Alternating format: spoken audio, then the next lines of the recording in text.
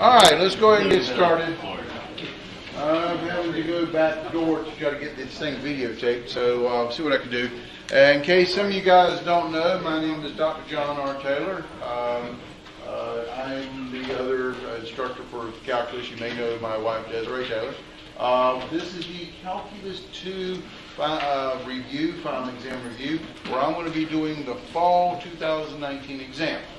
Now, before I do that, there's a couple of housekeeping things I would like to do for my class. First thing is this. I have 2 sections of Calculus 2 this semester, and they just had their test number 4 just the last Tuesday. And here are the multiple choice part of the questions. So version A, version B in one folder, version A, version B in the other folder. Try to keep the folders together as you pass them down. If you're not in either one of these classes, just keep passing them to your friends, and I'll pick them up at the end. All right, in section 7 and section 8. So keep them together. Big section, small section. All right, question? Yes, ma'am. Where's the Calc 1 part? If you need the Calc 1 review session, that is in Fretwell 100. This is the Calc 2 review session. So if you're in Calc 1, you're going to be very unhappy with the things that we're about to cover. So it's in Fretwell 100. The Calc 2 is in Fretwell 121, but they're at the same time. So, all right.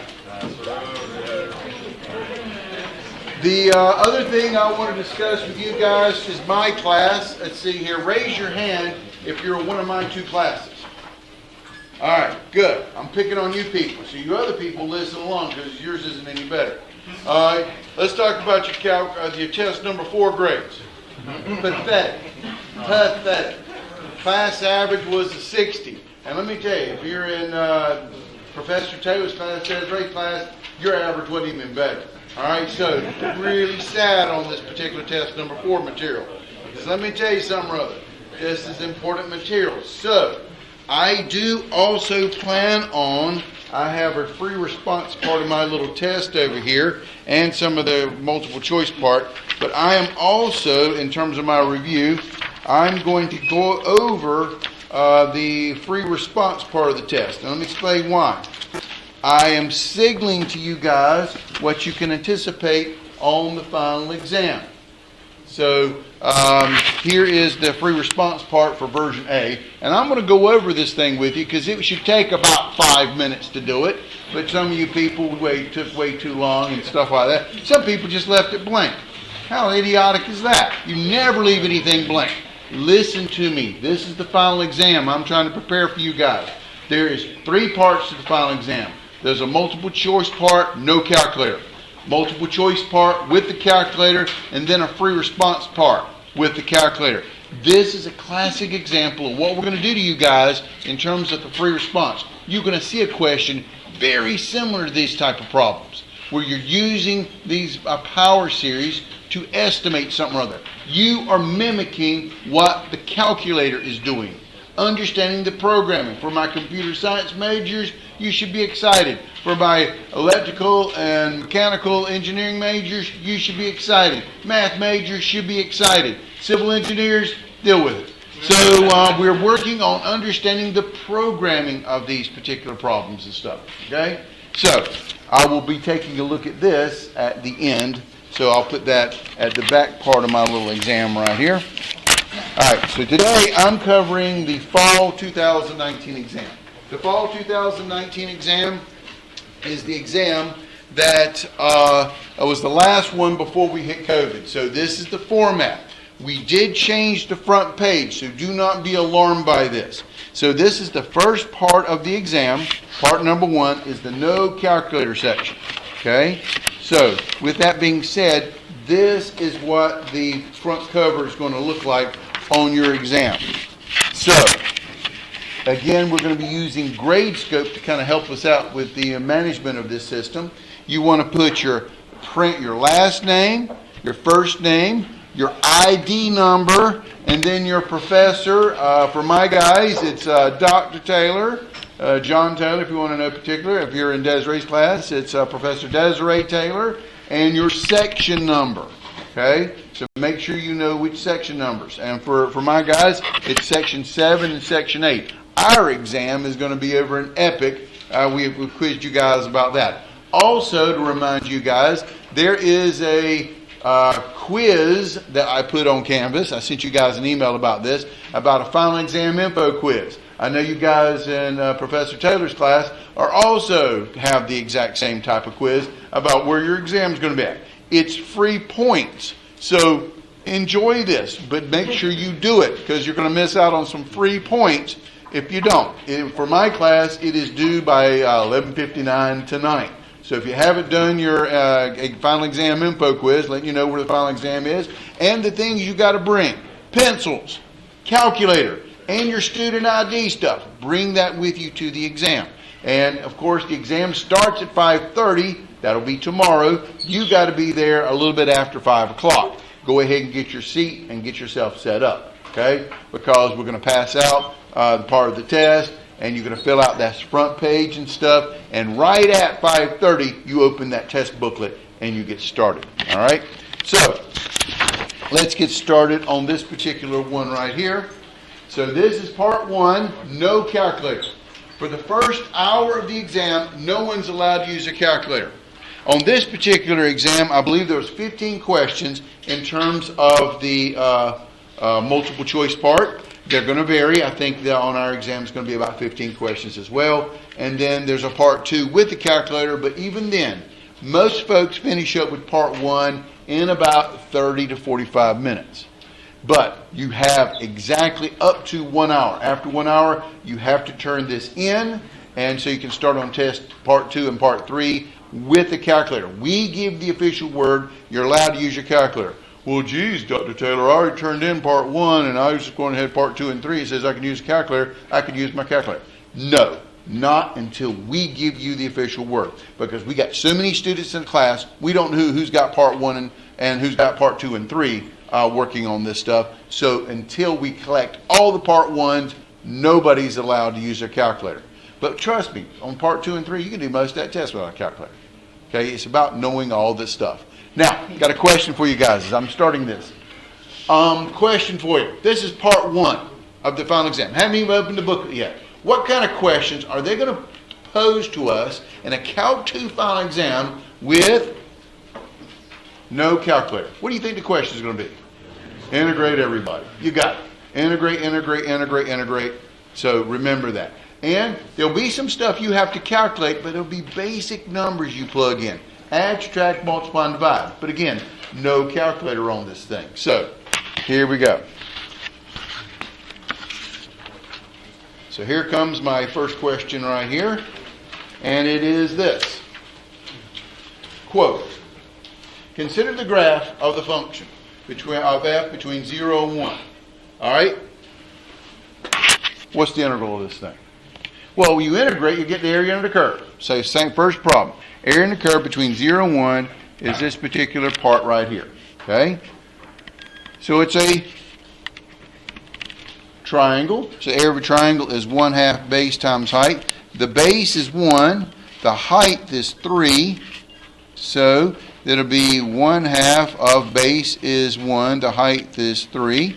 So clean this up. 1/2 there, John. And so you end up 1 times 3 is 3 times 1/2 is 3/2, and you got your first answer. Bubble it in. So usually the first problem is going to be very straightforward, some basic concept that you learned from the first one. Now let's take a look at the next guy.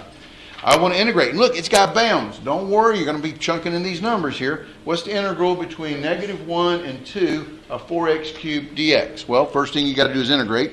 4 is a constant, leave it alone. Integral x cubed, add 1 over add 1, is x to the 4th over 4. And then you want to evaluate it from -1 to 2. So this cancels. So this pretty much gives you x to the 4th, evaluated from -1 to 2. And now I want to plug in top minus plug in bottom. So this will be 2 to the 4th minus -1 to the 4th. Basic math. What's 2 to the 4th? That is 2 times 2 times 2 times 2. What is that? 16 minus -1 to the 4th. -1 times -1 times -1 times -1 is 1. So what do I get for the answer? 15. And so I go and circle that answer. It's A. And you'll bubble it in on your grade scope OpScan form. Is that bad? Let's look at the next one. The integral of the cosine of 1 plus 2x dx. All right? This is not a basic rule I have memorized, so what technique of integration will I use? U substitution. U substitution. What are you going to let u equal to? Inside parentheses, 1 plus 2x. Then you've got to do du. Derivative of 1 is 0. Derivative of 2x is going to be 2 dx. Move your constant to the other side, so I get 1/2 of du equals a dx. Does that make sense? When I substitute, this problem is going to turn into the integral. This was a cosine function. This part was u. And then the dx turns into a 1/2 du. Now, the constant gets to be pulled out front, so this is 1/2 the integral of the cosine of u du. And now, basically, you just got to integrate. Pure memorization. What is the integral of cosine of u? And don't screw this up, because you know if you screw up the sign, that answer is also going to be in that multiple choice part, because we're banking on, that's what most people make a mistake on. What's the integral of cosine of u? Positive side. Positive, so it'll be 1/2 the sine of u up plus c, and then I back substitute. This will be 1/2 the sine of 1 plus 2x plus c, and then I go find my answer. My answer is E. Does that make sense? Questions?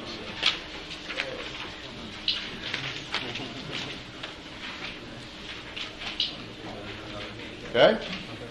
So, let's keep going. Look at the next one. Okay? Pages this way so it's easier to keep up with them. All right, take a look at number 4. Number 4 is the integral from 0 to 1 of x times x squared plus 1 quantity cubed. Well, again, what technique of integration would I use on trying to integrate something like this?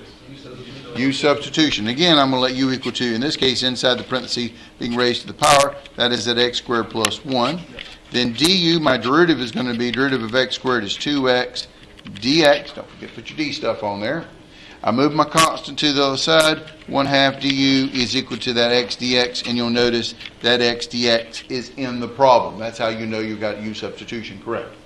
So when I substitute, this will turn into the integral. This part was u. You're cubing it. And the x dx is going to turn into a 1/2 du. I'll go ahead and stick the constant out front and the du in the back. I could switch bounds if I want to right now. That's up to you. And then I don't have to back substitute. But since I'm practicing for the final exam, I'm going to do the back substitution in case there was no bounds. So this is equal to 1/2 the integral of u cubed. Add 1 over add 1 is u to the 4th over 4. Cleaning that up, that becomes 1/8 of u to the 4th. Back substitute, this is 1/8 times u. U was x squared plus 1 to the 4th. And we're evaluating it from 0 to 1. Again, you do expect numbers on this stuff, but they're going to be easy numbers. Fundamental theorem of calculus. Plug in top minus plug in bottom. This would be 1/8 times 1 squared plus 1 to the 4th minus 1/8 times 0 squared plus 1 to the 4th. 1 squared is 1, plus 1 is 2, so this is 1/8 times 2 to the 4th minus 1/8 times 0 squared is 0 plus 1 is 1, and that'll be 1 to the 4th. Well, what is 2 to the 4th? We just saw that a few seconds ago. That's 2 times 2 times 2 times 2, which is 16. 16 divided by 16 divided by 8 is 2. Minus 1 to the 4th is 1. Times an 8 is an 8. So I end up getting 2 minus an 8. Well, by the way, 2 is 16/8 minus 1/8. What is my answer? 15/8, which happens to be right there. So far, so good? Let's keep going. Problem number 5. What is the integral from a to b? So in this problem, they put numbers, they put variables, or just constants, a and b, of x squared times e to the x cubed dx. Again, this is an integral that I do not have memorized. So what is my number 1 technique of integration? I'm going to try u substitution. And if u substitution does work, then I go to integration by parts. But in this one, I'm going to try u substitution, and I'm going to let u equal to what? The exponent, x cubed. So du is equal to derivative of x cubed is 3x squared dx. Move my constant aside. 1/3 du equals x squared dx. And I pause and hesitate. Now look, is there an x squared dx in this problem? Yes, there is. So this will convert into the integral. This was an e problem. That was e to the u. But the x squared dx gets replaced with a 1/3 du. Just to save time, I put my constant out front, 1/3 du in the back, and it should turn into a formula that I have memorized. What is the integral of e to the u? E to the u, so this will be 1/3 e to the u, but no plus c's on this thing, so we've got bounds. So then I'm going to back substitute. And when I back substitute, this would be 1/3 e to the u was x cubed, and then we put our bounds on there from a to b. So according to our fundamental theorem of calculus stuff, plug in top minus plug in bottom here, this would be 1/3 e to the b cubed minus 1/3 e to the a cubed. Now from this point, I'm starting to look at my particular answers, and I'm starting to figure out, okay, they cleaned it up, but all they did was pretty much pull out my constant, which is that common 1/3. That'll be 1/3 times e to the b cubed minus e to the a cubed. There is my answer, which means the answer is C. Does that make sense? Quick question. How much work are you expecting to see on some of these problems? On the multiple choice questions, excellent question.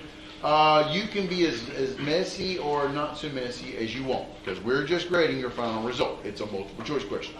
On the free response, you go out of your way to show the detail of your work, because we grade your work, not just the answer on the free response stuff. So you really want to go out of the way to be neat and show your work on the free response question. Okay? So, look at the next one. And again, problem recognition is key to this stuff. So if I look at the next problem here, I got the integral of x, e to the x, integral of x times e to the negative x dx. Well, here, u substitution doesn't work, because I would let u equal to, obviously, the negative x, then du equals negative 1 dx, and there's an extra x out here that never got substituted for. All right, so my u substitution, and then when I convert it over, it's still going to kind of be the same thing, integral of u, e to the u type thing here. So it really did change the form. That's kind of the purpose of u substitution.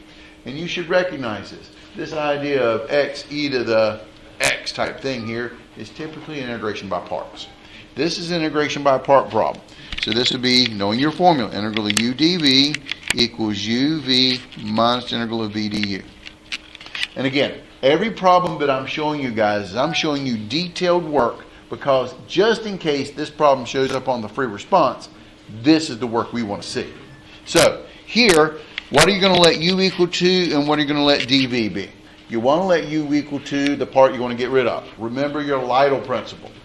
The Lytle principle is logarithms, inverse trig, algebra, and the last two things are going to be trigonometry and exponents, right? So in terms of my hierarchy, I don't see any logarithms, I don't see any inverse trig, but I see a little algebra, x out front. I'm going to let u equal x, the part I want to get rid of, and dv would be the other part, e to the negative x, dx. So you're going to take du, the derivative of x is 1 dx, and then I integrate dv. Now this is integral e to the negative x dx. Again, reminding you of formulas. As you're studying these old final exams, you should write down formulas that you are using. This is the classic e to the kx. The integral of e to the kx is 1 over k e to the kx. Things you have to have memorized. K is negative 1 here. So this will be 1 over negative 1 e to the negative x. Using k as negative 1, just writing it this form. Okay? And of course, that will clean up to be negative e to the negative x.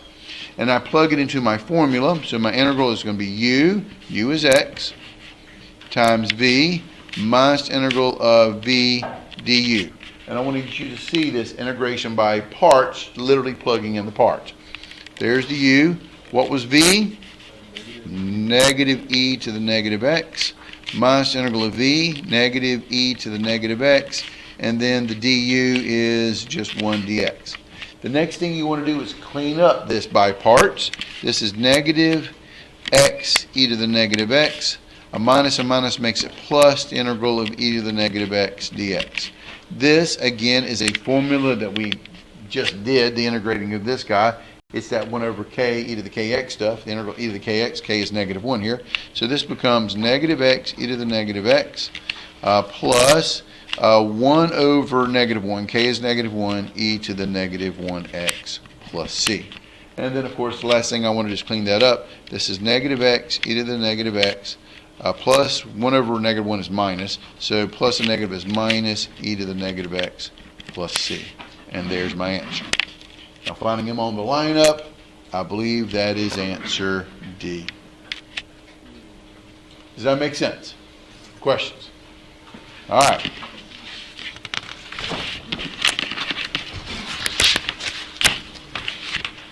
Number 7.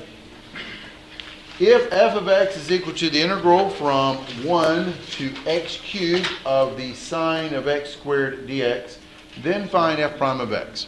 This is what we call that fundamental theorem of calculus part 1 from your textbook and your guided notes. The derivative of an integral, you don't go anywhere. So this is the same idea as the f prime of x is the derivative of the integral from 1 to x cubed of the sine of t squared dt. Now the derivative and the integral cancel, so you're just going to be left with the function, the sine of something squared, and then replace the something with the function x cubed. Okay? The derivative and the integral cancel, and you just plug in top. Minus plug in bottom. But anything other than x, you got to use the chain rule version of this stuff. So, well, you plug in x cubed, but then chain rule times the derivative of what you plugged in. What's the derivative of x cubed? 3x squared. Now, it's minus plug in bottom, but the bottom is a constant.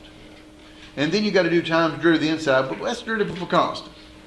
0. So we don't care about constants because they'll all end up being 0 when you take its derivative from the chain rule version of this thing. So there's my answer. I want to clean that up. So f prime of x is going to be equal to 3x squared times the sine of power to a power. What do you do with the powers? Multiply. X cubed squared is x to the 6th. And no plus c's on this mess. This is my answer, which makes the answer C.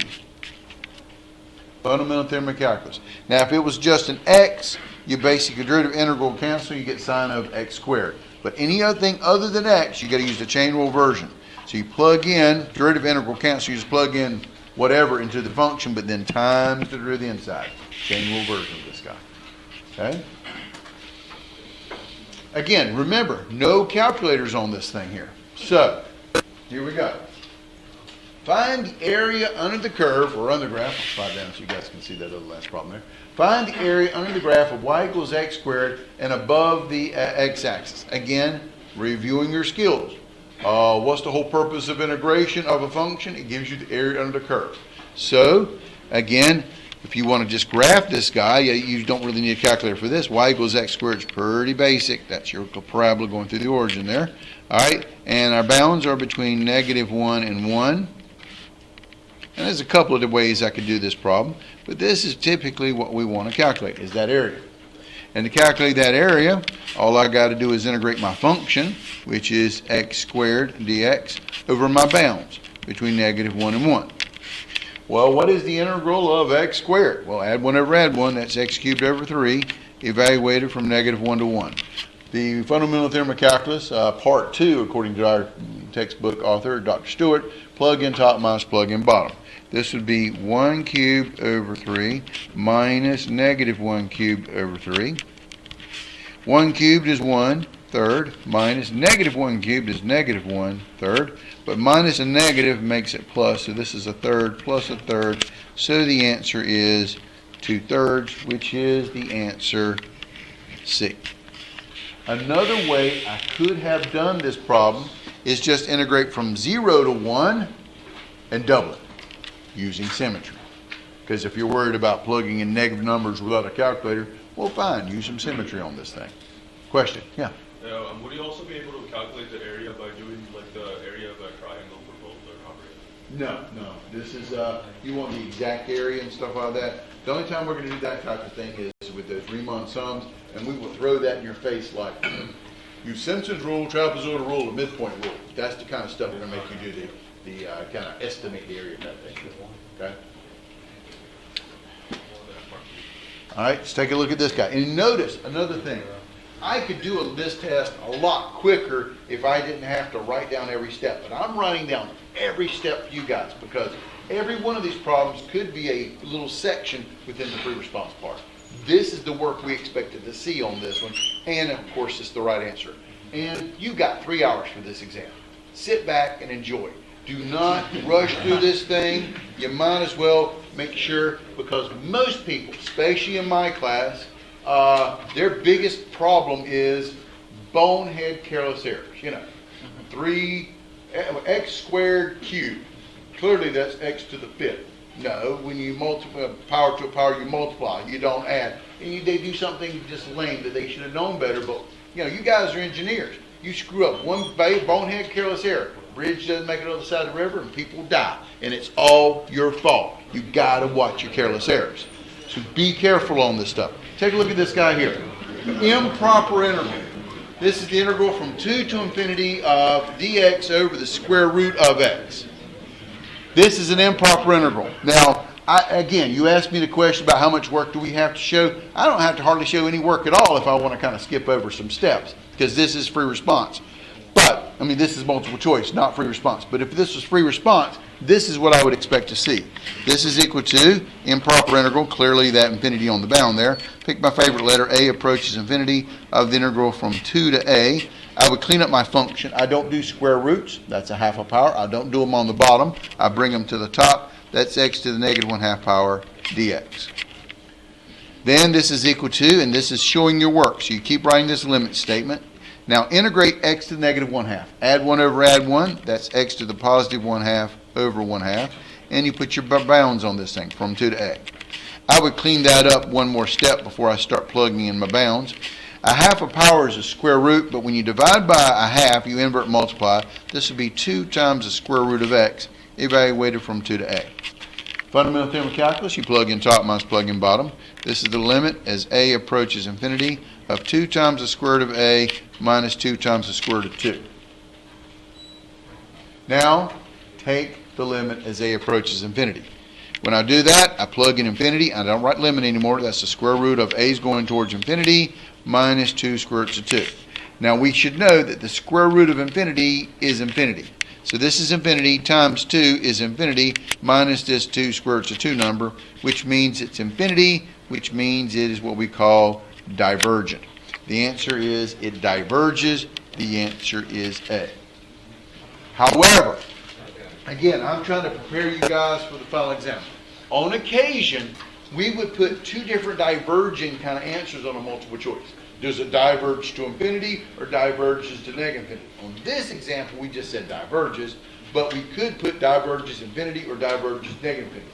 This is a divergent to infinity answer. Does that make sense? Just a little subtle difference that you may see comparing questions and stuff. All right. Again, this one typically surprises people and stuff. Consider the following table of function, and we want to use the midpoint. Well, geez, Dr. Taylor, how can I do that when I don't have a calculator? Well, let me show you. It'll be basic numbers. I mean, add, subtract, multiply, and divide on, worst thing, a fraction. That's about all you're going to do without the calculator stuff. So, here we go. All right, consider the following function, a table of values of the function f. So we got x, 0, 0.25, 1/2, 0.75, and 1, and these are function values, 2, 3, negative 1, 4, 6. Use the midpoint rule with 2 subintervals, that means n equals 2, of equal length to approximate the integral from 0 to 1 of f of x dx. So we're approximating it with the midpoint for 2 partitions. So let's remind ourselves of the midpoint formula. It's the sum of f of x bar, with the midpoint here, times your delta x. So the first thing I'm going to do is calculate my delta x. What's my delta x formula? B minus a over n, which is b, which is here, a is 0, b is 1, so it'll be 1 minus 0 over n is 2. That makes it 1/2, okay? So my partition level is going to be 1/2. Delta x is equal to 1/2. So let me show you this on the chart. Delta x is 1/2. So that's from 0 to 1/2 and from 1/2 to 1. Does that make sense? And it creates these guys as your midpoints. My midpoints end up becoming the 0.25 and the 0.75. So this would be equal to basically the sum, which is f of your first midpoint between 0 and 1/2 is 0.25, plus your second midpoint f of 0.75 times that delta x. Now, again, I'm trying to show you the work because I know we have a calculator program for this bad boy, but here's the deal. I'm not using my calculator program on this one. I got no calculator on this one. So we got to use the chart. So f of 0.25 is 3. So this will be 3 plus f of 0.75 is 4 times, what was your delta x? That was equal to 1/2. Does that make sense? So let's not hurt ourselves. 3 plus 4 is 7 times 1/2 is 7/2. Does that make sense? So notice the numbers. Don't be alarmed by it. Worst case is a fraction here. 7 times 1/2, 7/2. The answer is D. Does that make sense? Did I lose you guys anywhere with this?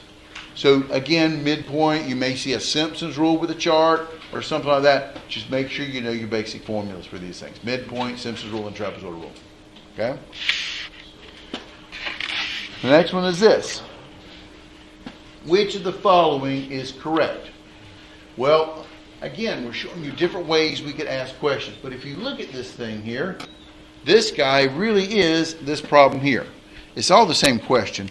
What is the integral of x to the 4th e to the x dx? Now, if I actually integrate this guy out, this is going to be an integration by parts like 4 times to finally get rid of that x to the 4th here. But you should recognize this is not u substitution. You've got the e to the x times some kind of a function in front. That's integration by parts. That's the integral of u dv equals uv minus the integral of v du. Okay? So on this one, what am I going to let u equal to and what am I going to let dv be? Well, you want to let u equal to the part you want to get rid of, and your Lytle principle, the thing you're going to get rid of is the x to the 4th, the algebra. Okay? There's no natural logs, there's no logarithms in this thing, there's no inverse trig, there's algebra. The last thing in the world I ever want to let u equal to an integration by parts is e, the exponential stuff. So that's got to be the dv. The dv is the e to the x, the dx part. Then I take du, the derivative of x to the 4th is 4x cubed dx. Then I integrate dv, well, this is about as easy as I can make it. What's the integral of e to the x dx? E to the x. And now I'm going to plug it into my formula, and then my formula is that u times v minus the integral of v du. U is x to the 4th. V is e to the x minus the integral of v, which is e to the x. Du is 4x cubed dx. And literally, I'm just plugging it into the parts.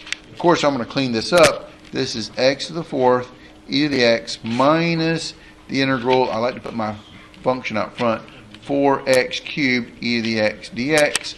And look at your answers. They only wanted you to do this integration by parts one time, which makes the answer what? Boy, not 1/5 thing, 4x cubed. So the answer is C. X to the 4th, e to the x minus the integral of 4x cubed times e to the x dx. Does that make sense? Questions? Pure memorization. We taught you guys in chapter 8.7, looking at your last test scores, you obviously didn't heed our warning on this. You were supposed to memorize 5 Maclaurin series polynomials. The 1/1 minus x, the sine of x, the cosine of x, the e to the x, and the arctangent of x. You're supposed to memorize those formulas. So when you see them, you can recognize them and get free points. Here it is right here. Which Maclaurin series is this guy? X minus x cubed over 3 factorial plus x to the 5th over 5 factorial minus x to the 7th over 7 factorial. Well, I'll remind you, these seem to be the odd powers. With the factorials on it, makes it one function altogether. Which one is it? Sine of x. and that is pure memorization. The even powers with the factorials is the cosine. If I dropped the factorials, then the answer would have been the arctangent. That's sad. I would have put that as part of the question, but they didn't even give you that option, the arctangent. But okay, remember that on the next exam. Is that if the factorials weren't there, it's the arctangent. The e to the x, the classic one is 1 plus x over 1 factorial plus x squared over 2 factorial plus x3 over x cubed over 3 factorial plus x to the 4th over 4 factorial plus dot dot dot. I mean, the power series or the Maclaurin series for 1 over 1 plus x is 1 plus x squared plus x cubed plus dot dot dot. Pure memorization on these guys. And there was a pattern to them. That's what we kept trying to teach you guys in class. I can't actually explain it better than this. Recognize it. This is one of those formulas you're supposed to know. It's C. It's the sine of x1. Does that make sense? And there's no work in this problem whatsoever. It's problem recognition. Did you memorize the Maclaurin series for the sine of x?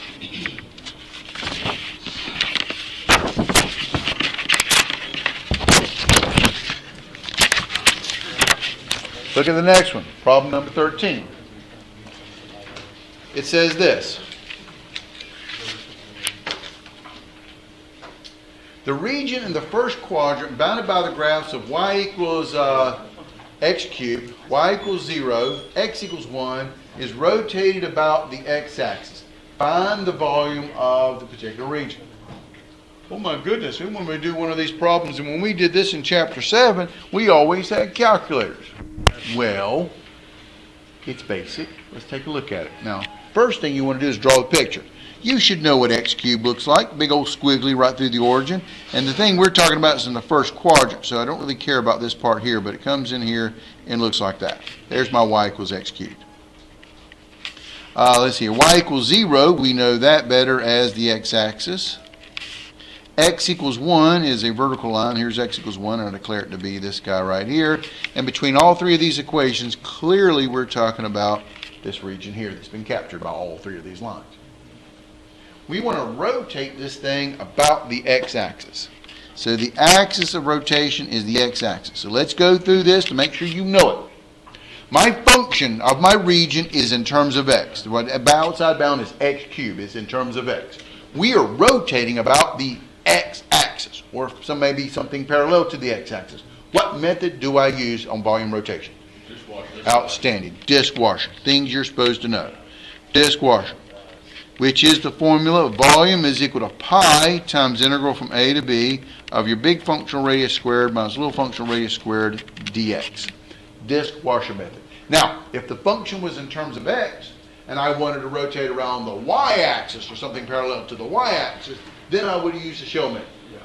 Okay, 2 pi times integral of point radius times f of x top minus g of x bottom. Pure memorization on the formulas. You've got to know them.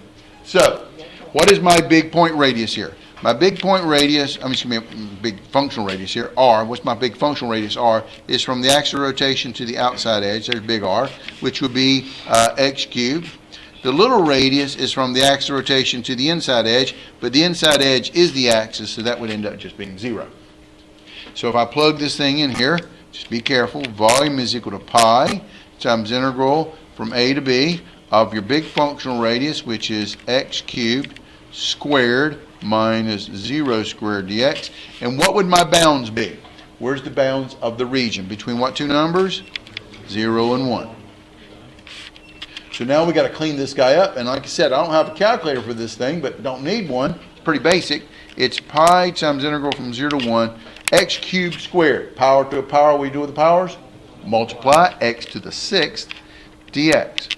So now, integrate, hold that pi, integral x to the 6th is x to the 7th over 7, evaluated from 0 to 1. Fundamental theorem of calculus, plug in top. This would be pi times 1 to the 7th over 7. Minus pi times 0 to the 7th over 7. I did that just for your benefit here. That's 0. So what's my answer? 1 to the 7th is 1 over 7, is 1/7 times pi, is pi over 7th. Officially units cubed here because it is volume. But it's pi over 7. Looks like my answer is D. Does that make sense?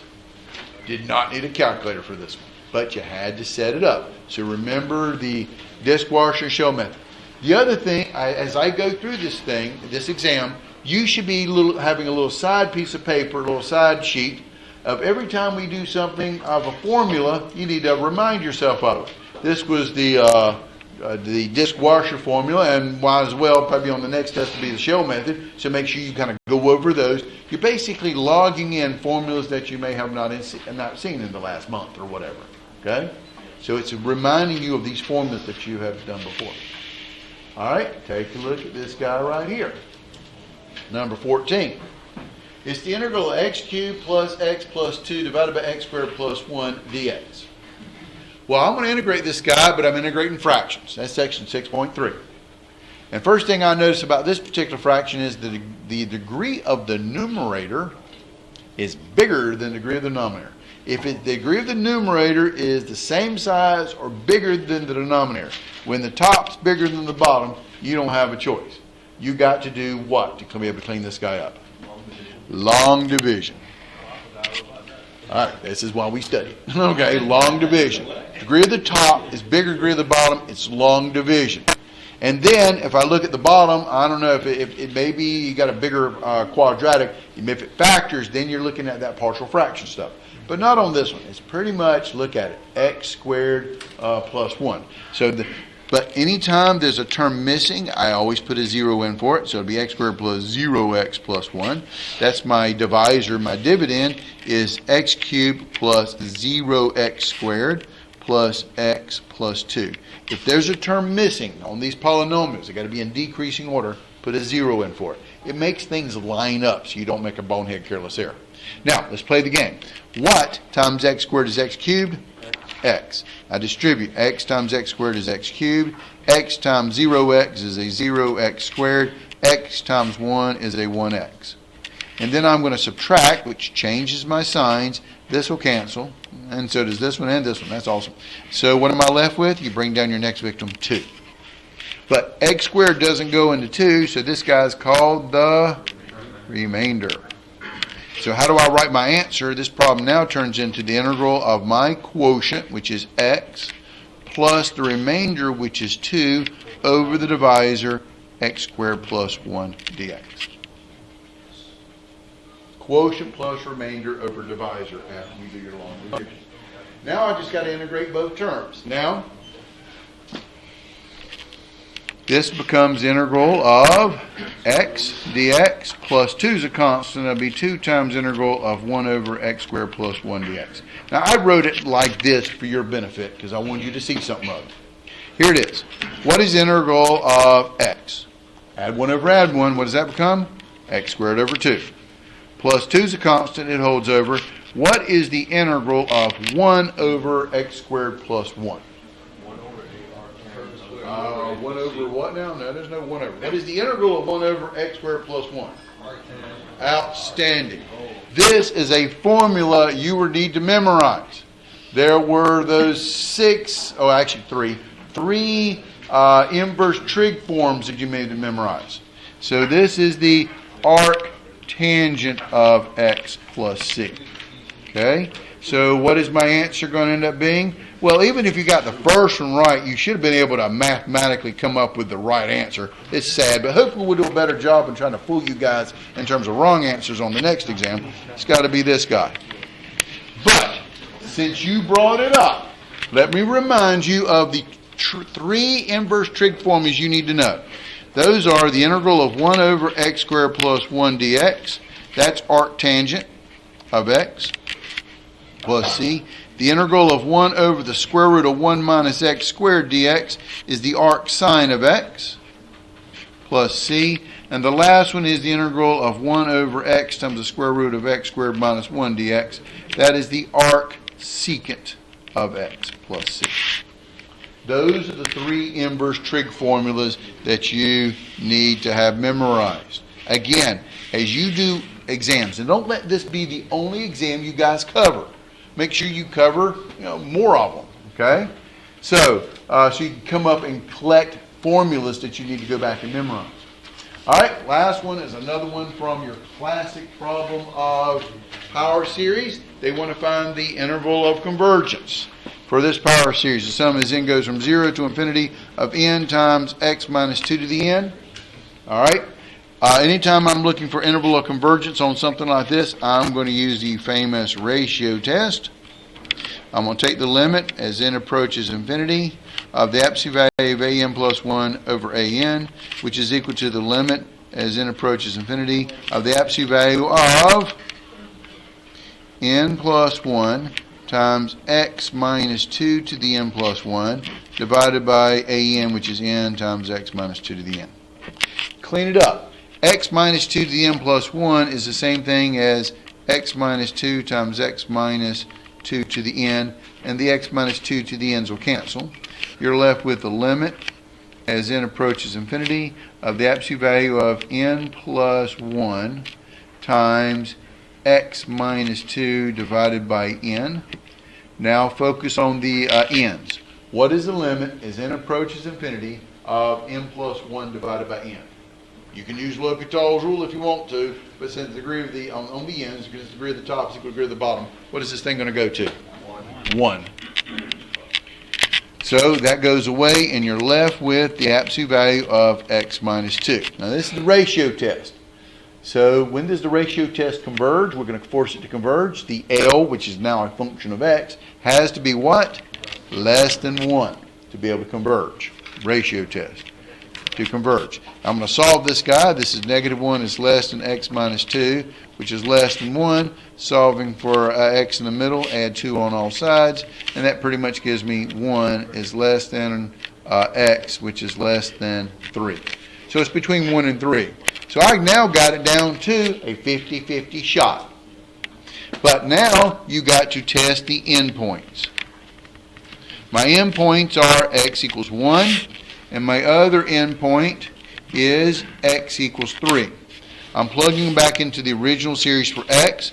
This will be the sum as n goes from 0 to infinity of n times 1 minus 2 to the n. This cleans up to become the sum as n goes from 0 to infinity of negative 1 to the n times n. 1 minus 2 is negative 1 to the n. I just put him out front. What kind of series is this guy? And don't hurt yourselves. Negative 1 to the n. What is it called? Alternating series. So I'm going to use the alternating series test. However, in this problem, the Bn is actually equal to n. So for two things I got to show. The terms go down, but here's my problem. N equals 1, equals 2, n equals 3. Plug in n equals 1, I get 1. Plug in equals 2, I get 2. Plug in equals 3, I get 3. They're not going down, they're going up. That's bad. But number 2 really kills it for me. What's the limit as n approaches infinity of the Bn? What's the limit as n approaches infinity of n? Infinity, which is not 0, which means this thing, according to the alternating series test, diverges. So we do not want this point in my interval of convergence. Does that make sense? So that pretty much narrows down the answer. It's going to be D. But I'm just going to show you on the other side. When I plug in x equals 3 into this series, this becomes the sum as n goes from 0 to infinity of n times 3 minus 2 to the n. 3 minus 2 is 1, and 1 to the n, so I'll write it for you. The sum as n goes from 0 to infinity of n times 1 to the n. But 1 to the n is going to be just 1. This is the sum as n goes from 0 to infinity of n. Now, your sequence is n. Notice that if I take the limit as n approaches infinity of n, I get infinity. What test is this called? There's 7 tests on these series you're supposed to know. This is called the divergence test. It is not 0. So by the divergence test, guess what this thing does? Converges. No, that's absolutely idiotic. People tell me that crap all the time. It's called a divergence test. What does it do? It diverges. So we don't want the 3, x equals 3 either. So this becomes my interval, and clearly the answer is D. Does that make sense? Did I lose you guys anywhere? Now, remember, I took this exam. I started a little bit late because I had some housekeeping chores to do for you guys. It honestly took me about 35 minutes to do this thing. No, I'm talking about this part number 1 right here. We're with you guys. And I had to explain it to you guys. And this is average amount of time it takes to do these kind of problems, stuff like that. So, all right, moving on to part number 2. Here comes part number 2. I'm allowed to use my calculator on this one, but not until the first hour of the exam. Now, I left my calculator in my office as I ran down here to get this computer thing working. Can I borrow your calculator? Thank you. Remind me, I'll return it just after we're done here. But just want to show you in case I have to do something special on the test here. All right. So, here we go. Now, in part number 2, you're going to have this type of...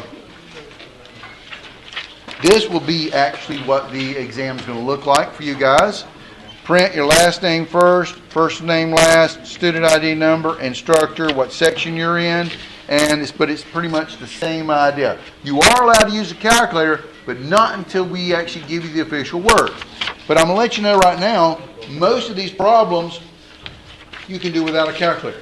You're also going to get one of these things, which is your GradeScope OpScan form. You'll get a different one. Part 1, you got one of these guys to fill in the bubbles on part 1. You get a different one for part number 2. And you'll put in your version right up here. Version 1 would be A, version 2 will be B on this particular test. Just to kind of tell you guys what's going on. Yes, sir? Is each part of the exam 1/3 towards the final grade? No. The exam weight is this. Part 1, no calculator multiple choice is worth 30%. Part 2 is with calculator multiple choice is worth 30%. And part 3, which is the free response, is worth 40% of the grade. All right. So this one only has 12 questions. Congratulations. But you're allowed to use a calculator. But even if you don't have your calculator at this point, you can sit there and do most of it, at least to a point. And if you need a calculator for the rest of it, well, then just stop and go on to the next problem, and then don't forget to come back and finish it up. Okay? So here we go. This first problem is, which one of these is the best approximates the length of the curve? Again, when you're doing these particular problems and stuff, length of the curve. What are we talking about? Arc length. So it's another formula you need to memorize. That's the integral from a to b of the square root of 1 plus my derivative squared dx. Does that make sense? Again, a formula put it down in terms of things you've got to have memorized. So here's my function. Y is equal to e to the 2x. What would the derivative be? Chain rule version. Derivative e to the x is e to the x, but derivative e to a function is e to the function times derivative of the exponent. Calculus 1. So derivative e to the 2x is e to the 2x times 2. So this would become the integral from, and my bounds are between 0 and 1, so here's a and here's b, they gave that to me, 0 to 1 of the square root of 1 plus parentheses 2e to the 2x quantity squared dx. And look at these answers right here. Who are we kidding ourselves? This is a calculator problem. Right?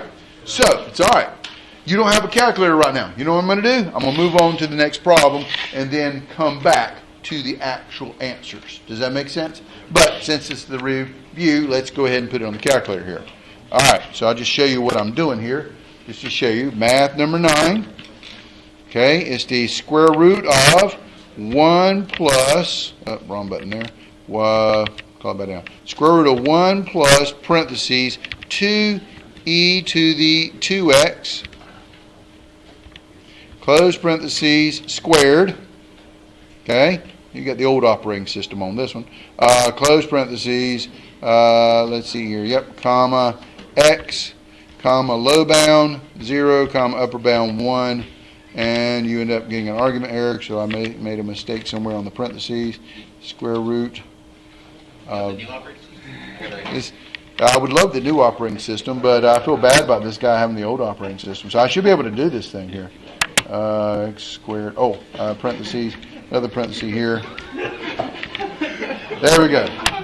I mean, I can do this thing, and then I'm going to make fun of your calculator in just a second here. But all right, so there it is right there. So I got the answer of 6.494717559.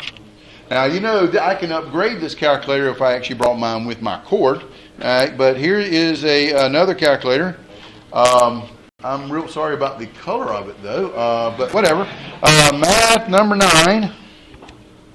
Second quit here. Math number 9. This is the new operating system. How you can tell they got the actual code on it. Much nicer to play with. From 0 to 1 of the function, the square root of 1 plus parentheses 2e to the 2x, close parentheses squared dx. A little nicer because it looks exactly like what we're trying to type in. So that's something they upgraded on the calculator there, Texas Instrument. But I still get the same answer of 6.4947175559. And then they said, of course, quote, we want this thing, what, 2 decimal places or whatever. So this has got to be what, 6.49? Yeah, the answer's A. Does that make sense? Did I lose you guys anywhere? All right. Now look at a problem like number 2 here. And again, you're collecting formulas. Oh yeah, I forgot about that arc length problem formula. There you go. Make sure you get that thing memorized. You know there's going to be one on the test. All right. Which of the following series converges conditionally but not absolutely? All right. So, which of the following? And if you got a problem like this, and I got a bunch of series that I'm going to have to test, I'm going to start with the first one and then basically march my way all the way down until I find the guy. With my luck, the answer is going to be E, but you know, you get to the last one, but you never know. You may get to stop short a little somewhere. So let's go with this first one. We want to converges conditionally but not absolute. So if we do absolute convergence on this guy, again, you always start with absolute convergence. So absolute convergence, you're going to sit there and take, n goes from 0 to infinity of the absolute value of this negative n cubed, and clean them up. Absolute value kills off the negative. This is the sum as n goes from 0 to infinity of just n cubed.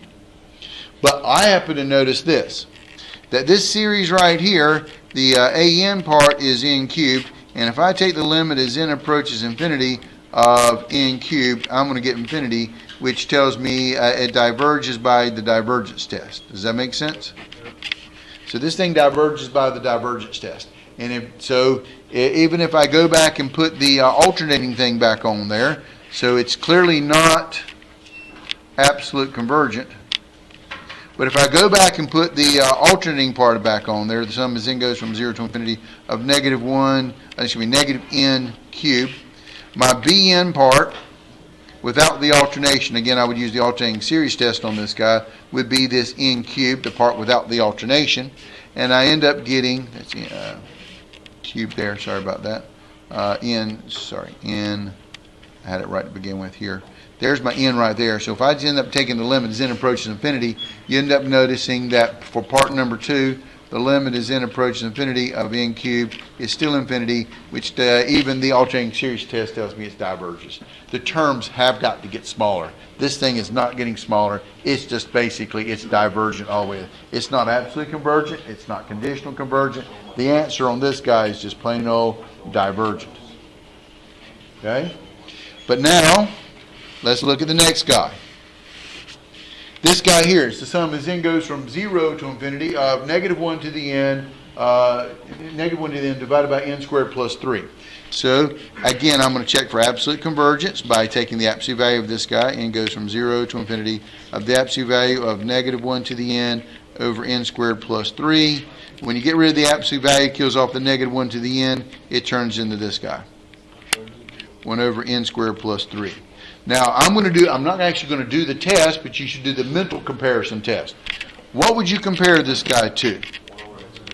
Compare to the sum of 1 over n squared, which is what kind of series is this guy? It's a p series. And what does this p equal to? 2, which means it does what? Converges. This guy is absolutely convergent. I want one that's not absolute convergent, but conditional convergent. So this guy is out, this guy is out. Let's talk about this dude here. So, going down to my next guy. Here, I'm going to check for absolute convergence by taking the absolute value of my series. The sum as n goes from 0 to infinity, the absolute value of negative 1 to the n over 2n plus 1. Absolute value kills off that negative 1 to the n, and you get the series. The sum as n goes from 1 to infinity of 1 over 2n plus 1. Again, I'm going to do a comparison test, but not completely. It's a multiple choice part of the question here. But what would I compare to for this guy? 1 over the sum of 1 over 2n plus 1. What would you compare it to? 1 over n. And what's this dude's name? Harmonic series. And what does the harmonic series do? It diverges. So this thing is not going to be absolute convergence. So this is a good choice. Now we're going to check for conditional convergence. So for conditional convergence, you put back on your alternating part. This is sum as n goes from 0 to infinity of negative 1 to the n over 2n plus 1. Right? So the bm part is this 1 over 2n plus 1. You're starting with 0 on this one. So number 1, you're going to make sure that things go down. N equals 0, n equals 1, n equals 2. Plug in 0, you get 1, so it's 1 over 1. Plug in 1, you get 1/3. Plug in 2, you get 1/5. Hey, my terms are going down. And number 2, what is the limit as n approaches infinity of 1 over 2n plus 1? 1 over infinity, which is 0. The terms go down, and the limit goes to 0. It converges by the alternating series test. So it's not absolute convergent, but it is conditional convergent. This is my guy. Does that make sense? And just to let you know, if I just looked at the other two guys, this guy is not going to be, I mean, if you take the limit as n approaches infinity of just the natural log of n plus 1, the sequence part of this guy, natural log of infinity is infinity. This thing's going to diverge by the divergence test. Same idea here. What's the limit as n approaches infinity of negative 1 to the n? That's just plus minus 1, minus 1. The thing doesn't converge. It just alternates. 1, negative 1, 1, negative 1. It's never going to converge, so it's not going to be convergent, conditionally or any otherwise. So there you go. But notice how I started at the top and worked my way down. That's a strategy on a problem like this. Take a look at the next guy. Let f of x be equal to x to the fourth. What is, here's another one here, average value.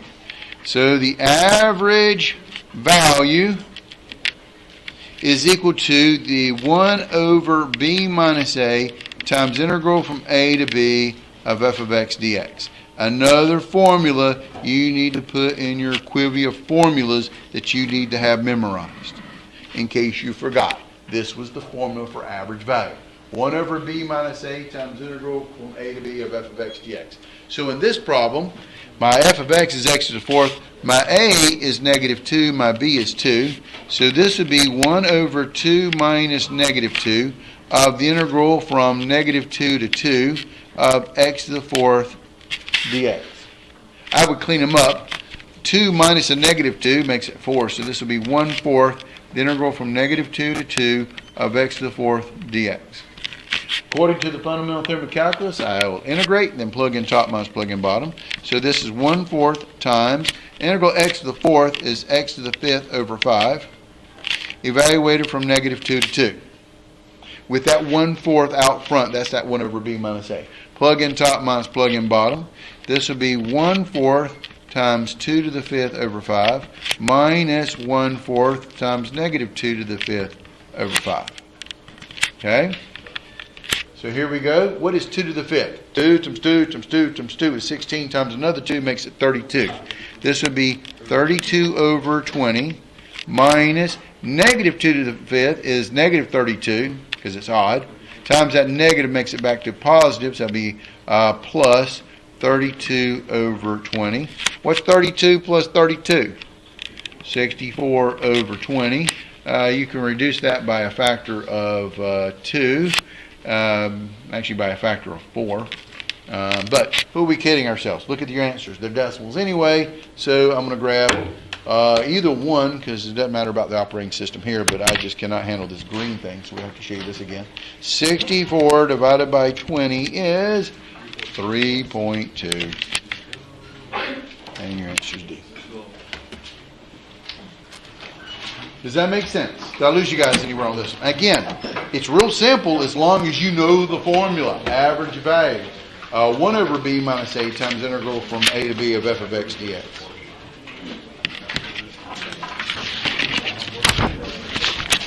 Here's another classic problem that I put even on my test number 4 for you guys, it was sad. Here's a geometric series. 3 minus 6 fifths plus 12 25ths minus 24 over 125 plus dot, dot, dot. All right, and we want to figure out what it converges to. Well, on a geometric series, we know that sum is n goes from a 1 to infinity of a r to the n minus 1. It converges to a over 1 minus r, provided the absolute value of r is less than 1, and it diverges provided that the absolute value of r is greater than or equal to 1. On a problem like this, you don't need to write it in this form. Here's the deal. A is always the first number in your sequence. It would be 3. The r is what you multiply the first number by to get to the next number. What do I need to multiply 3 by to get to a negative 6 fifths? I need to multiply by a negative 2 over 5. Agreed? 3 times negative 2 over 5 is a negative 6 fifths. Now you double check it. Now I'm going to multiply that negative 6 fifths by another negative 2 over 5. Negative 6 times negative 2 is a 12, and 5 times 5 is 25. And I can double check it one more time. I'll multiply that term, the 12 over 25, by a negative 2 over 5.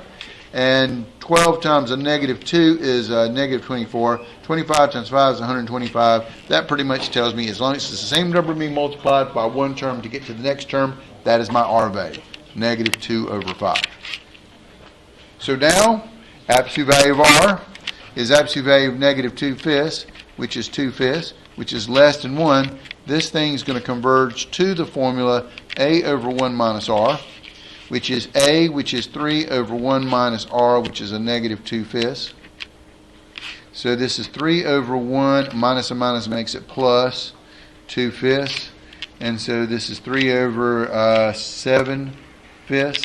Invert and multiply. This will be equal to 3 times 5 sevenths. That's equal to 15 sevenths.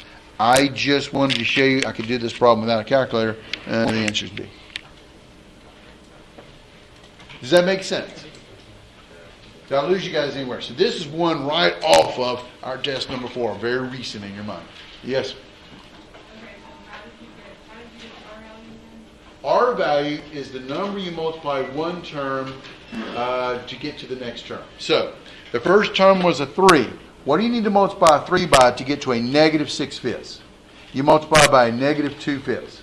What do you need to multiply a negative 6 fifths by to get to the 12 over 25? Multiply a negative 6 by a negative 2, and the 5 times the 5. Once you figure out going from the first term to the second term, then you check it to see if it makes sure it matches up to the rest of the terms.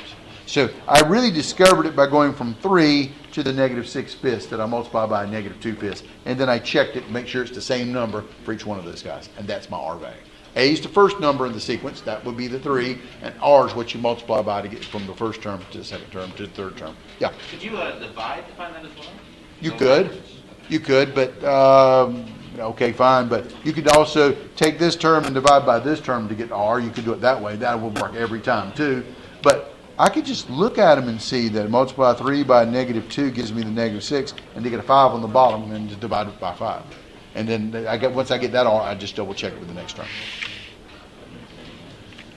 Another Chapter 8 question. Which of the following tests successfully determines whether the series, the sum as n goes from 1 to infinity, converges or diverges? Before I even look at the answers, let's get the answer. Is it going to converge or diverge? Look at this series here. And what do we notice about it? The sum as n goes from 1 to infinity of n squared over 2n squared plus 5. I happen to notice that the degree of the top is equal to the degree of the bottom. And I happen to notice that if I take the limit as n approaches infinity of the an part, just the sequence part, that's the limit as n approaches infinity of n squared over 2n squared plus 5. Now you can L'Hopital rule this thing twice if you want to, but since the degree of the top is equal to the degree of the bottom, you know the answer is going to be the ratio of the leading coefficients, which is 1/2. And that's not 0.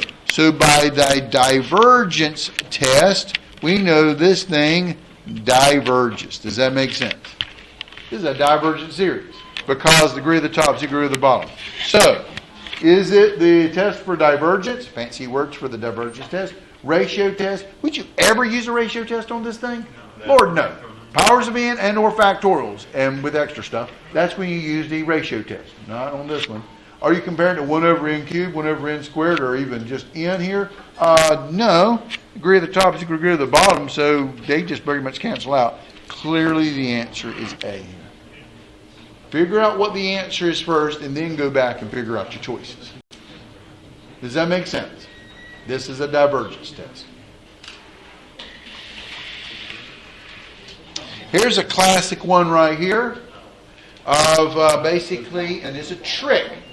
So I want you to pay attention. Now, you can spend a long time on this one, or you can get through the problem in about 30 seconds. Here it is. Find C in the partial fraction decomposition of 8x plus 1 over x times x plus 1 squared is equal to a over x plus b over x plus 1 plus c over x plus 1 squared. So I've got this. ax plus 1 over x times x plus 1 squared is equal to a over x plus b over x plus 1 plus c over x plus 1 squared. Now, in my partial fractions decomposition, I want to figure out what a, b, and c are. The first thing I want to do is take this equation and clear denominators by multiplying by your common denominator. The common denominator is that x times x plus 1 squared. So when I distribute, that'll give you just 8x plus 1 is equal to here, a over x times this x will cancel. You're left with a times x plus 1 squared. Plus b, here one of the x pluses 1's cancel, you're left with x times x plus 1, plus c, here the actual x plus 1 squareds cancel, and you're left with x. Now here's the trick right here. Now if I did a full decomposition, what x's would you choose? You want to use the annihilator method to be able to do this. It's the quickest. So how many letters you got to solve for? A, B, C, officially only one of them, but A, B, C, there's 3 letters. So you would pick 3 x numbers. What x numbers would you choose? I would choose, let's see here, -1. What's another one? 0. And I'm afraid there's only 2 annihilators, 0 and -1. So any other number, I would actually pick a 1 or something nice to plug in on this one to find all 3 of them. But this is not an annihilator, so that'll be the last number I used. I'll get an equation with A, B, and C in it. But knowing A and B from these guys, I can be able to figure out what the other guy's going to be. Now, here's the trick. Which one should you try first? First off, what did you want to solve for? C. So I heard I would try 0 first. Look at this equation right here. If you plug in x equals 0, what term does it kill off? The c. You don't want to do that. This is the strategy now to save time. I want to solve for c. So I'm not going to plug in 0. That'll kill off c. But if I plug in -1, that won't kill off the c. Does that make sense? So this is my dude that I'm going to use because that's the only one I need to check. I don't really need to do these other 2 guys because all I got to do is find C. So plug in -1.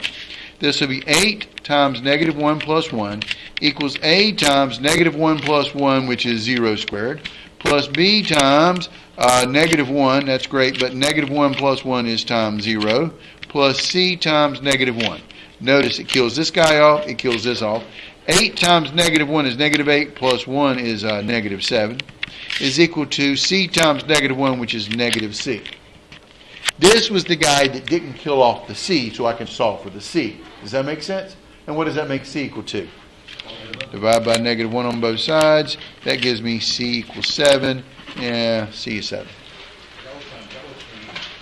That strategy and using your head. Don't get me wrong, you could have plugged in 0, then plugged in -1 and figure out what A, B, and C are, and then go figure out the C. You'll get the right answer, but you'll take an extra 5 minutes on doing it. Does that make sense? Here's another classic Taylor polynomial type.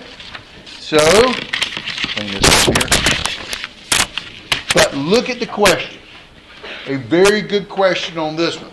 This problem says in the Taylor series expansion of f of x equals x to the 8 minus 100x squared plus 5, about the a equals -1, what is the coefficient of the x plus 1 cubed term? All right, so teachable moment right here, things we're supposed to have memorized, and that is the Taylor series. All right. So in the Taylor series, what is the formula f of x equal to? It is pure memorization. F of a plus f prime of a over 1 factorial times x minus a plus f double prime of a over 2 factorial times x minus a squared plus f triple prime of a over 3 factorial times x minus a cubed plus dot dot dot. It's an infinite series. This is what you have memorized. When you hear the word Taylor series, you should write this guy out. Okay? Now, what is the coefficient? Now, here's the deal. A is negative 1, so this is for your benefit. I'm going to plug in A is negative 1. You'll end up getting this. F of x is equal to f of A is negative 1 plus f prime of negative 1 over 1 factorial times x minus negative 1. A minus negative 1 is x plus 1. Plus f double prime of negative 1 over 2 factorial times x minus negative 1 makes it x plus 1 squared plus f triple prime of negative 1 over 3 factorial times x minus a negative 1 makes it x plus 1 cubed plus dot dot dot. I just plugged in a is negative 1. Now, understanding that, what's the question? What is the coefficient of x plus 1 cubed? There's my x plus 1 cubed. So what is my coefficient? It's this dude right here. It's the third derivative at negative 1 divided by 3 factorial. That's what I'm after. Does that make sense? That's what I need to calculate. So here we go. F of x was equal to x to the 8th minus 100x squared plus 5. What is f prime of x? What's my derivative? 8x to the 7th minus 200x. Does that make sense? What's my second derivative? Derivative of 8x to the 7th. 7 times 8 is what? 56x to the 6th minus 200. Keep going. What is the third derivative of x? Derivative of 56x to the 6th, again, time for a calculator, is 6 times 56. So 6 times 56 is 336. X to the 5th. Does that make sense? And derivative of minus 200 is 0. What I need to get my coefficient, so my coefficient is going to be the third derivative evaluated at negative 1 divided by, don't forget this, that's where most people screwed up, 3 factorial.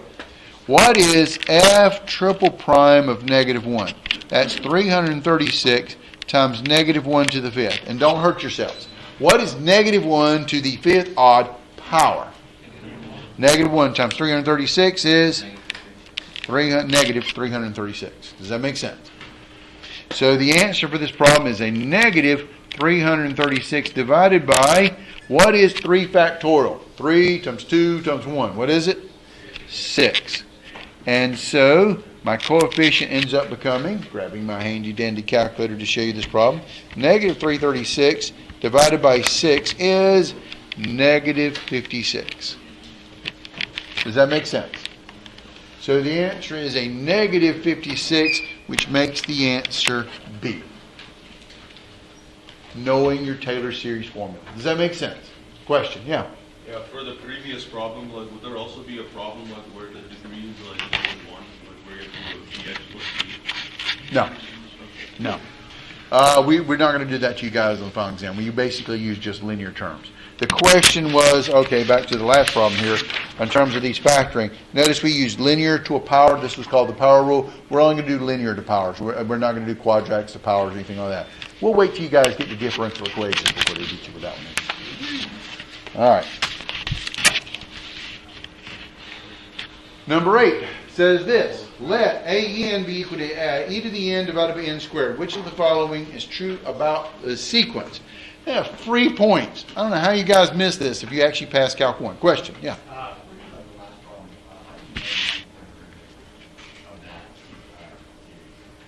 Okay. Well, first off, do you know your Taylor series? Okay. So it's the function of a, first derivative over 1 factorial x minus a, second derivative over 2 factorial times x minus a squared, third derivative over 3 factorial x minus a cubed. They wanted the coefficient of x plus 1 cubed. That cube tells me it's going to be with that third derivative.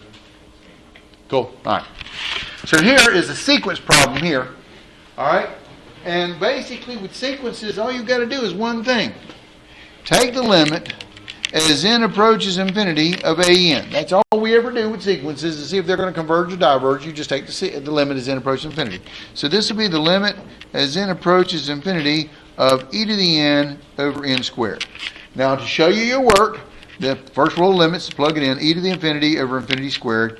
E to the infinity, reminding yourself, is infinity. However, e to the negative infinity is 0. Just something worth noting right there with your e stuff here.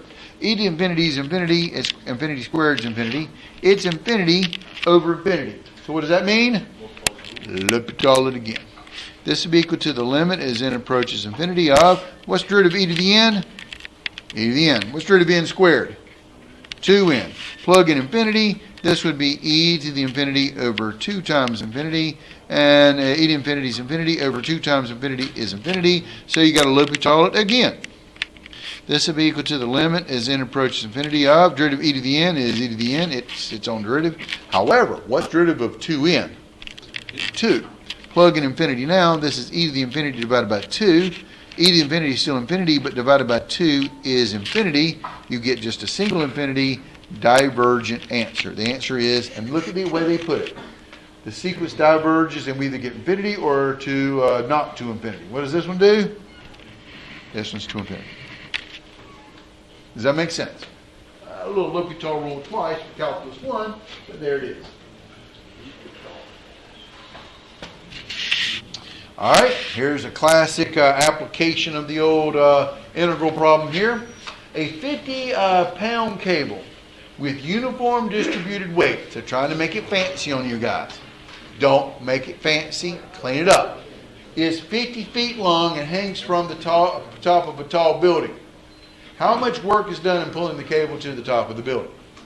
So, here we go. We got ourselves a big old tall building and some dude sitting at the top of it here. And we got this cable, and I'm just going to say the cable runs all the way down. And let's just say it's a 50-foot tall building. It could be more than that, but it doesn't quite touch the ground. Does that make sense? Now, I'm going to put myself a coordinate axis on this guy. So here's my x-axis, here's my y-axis. Here is the 50-foot, and there's my little cable going between the two. We know that we're supposed to calculate the work. Work is equal to the sum of the delta force times the distance that we got to lift. Instead of pump, we're going to be lifting just the little cable. Now, here's the deal. To calculate the delta force is going to be equal to the weight of cable, okay, times a little slice that we're going to make and we're going to analyze. This is a little delta y slice. It's going to be times delta y. That's my delta force. This is coming from that baby Jessica problem that we did on lifting the rope or the cable type thing here. But what is the weight of the cable? They never told you that. They tried to be fancy. Okay, so here we go. Weight of cable. Let's see. We've got a 50-pound cable that is 50 feet long. Let's write that down. 50 pounds, that is 50 feet. So what is the weight of the cable? It is 50 pounds divided by 50 feet.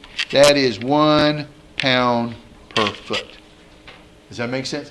This is that weight of the cable. You want to use that, per distance. Weight per distance is what you're looking for the weight of the cable.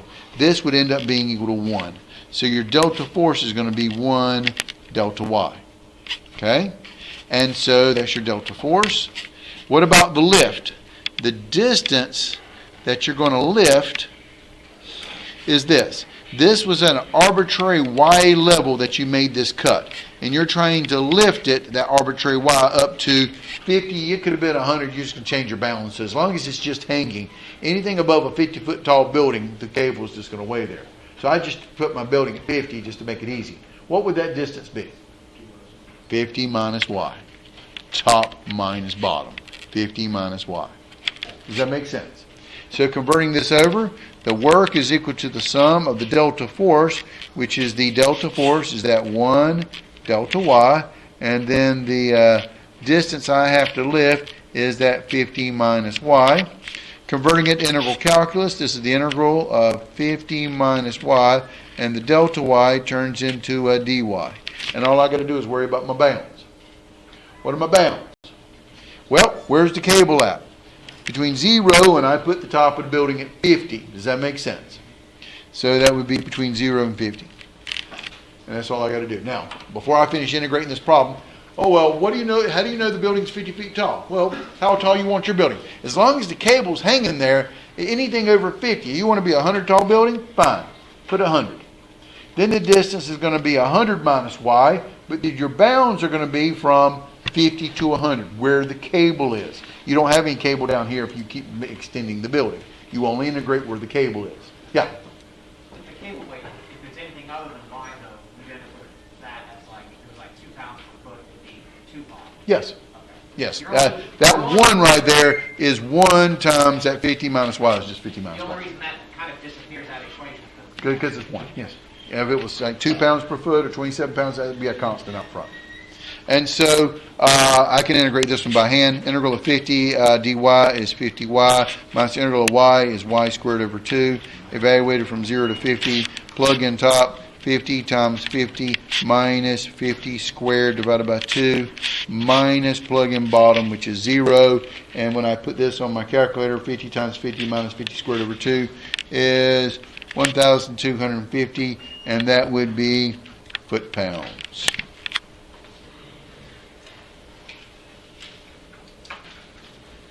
Does that make sense? So, yeah. Answer C.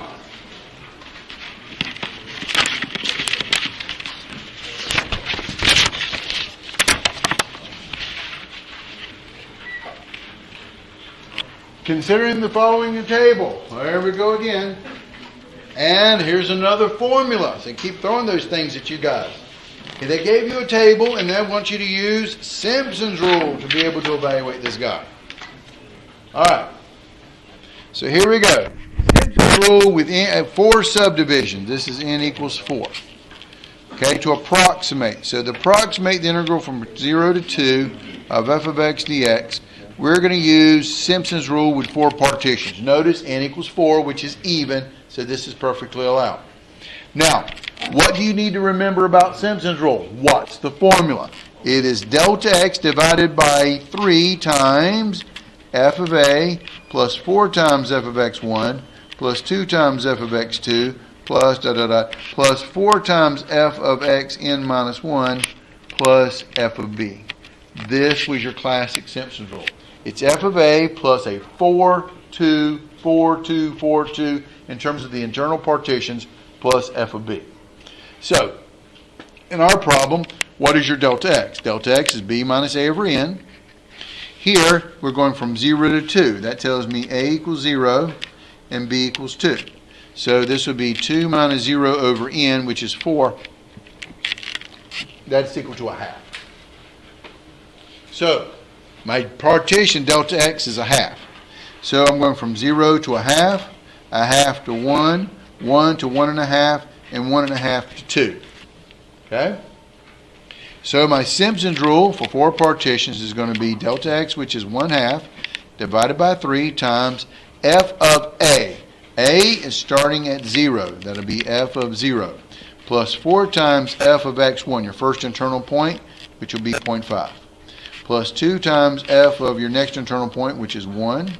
Plus 4 times f of your next internal point, which is 1.5. Plus 2 is your endpoint. This is your b. A is 0. B is actually 2. That'll be plus f of 2 because that's your b. Again, I'm showing you this because if this was a free response question, this is the work we want to see. Now you got to plug in the numbers for your function here. So what is a half divided by 3? You can clean that math up. That's 1/6. Times f of 0. F of 0 is 2. Plus 4 times f of 0.5, which is 3. Plus 2 times f of 1, which is negative 1. Plus 4 times f of 1.5, which is 3. Plus f of 2, which is 6. And at this point, it's time to grab your handy-dandy calculator and add them up. And you end up getting here, this is 30 divided by 6, which means the answer is 5. The answer is E. Does that make sense? Questions? All right, classic Simpsons rule. Remember, midpoint, and so here's the deal. We did a midpoint problem and a Simpsons rule problem. The one we didn't do is trapezoid. Just make sure you know the trapezoid rule problem. Delta x divided by 2 times f of a plus 2 times f of x1 plus 2 times f of x2 plus 2 times f of x n minus 1 plus f of b. Number 11. Find the area of the region in the first quadrant of the function y equals x cubed. All right, so they're talking about area here. And y equals 4x. So first thing I'm going to do is draw this guy. X cubed, you got your calculator at this point of the exam, but you don't really need that one. You know it's going to look like this. The classic cube function looks like this. All right, and this in first quadrant, so I am kind of focusing on the first quadrant here. And the other one is y equals 4x. Y equals 4x is a line that looks like this. So there's my y equals 4x line. This is the line of y equals x cubed.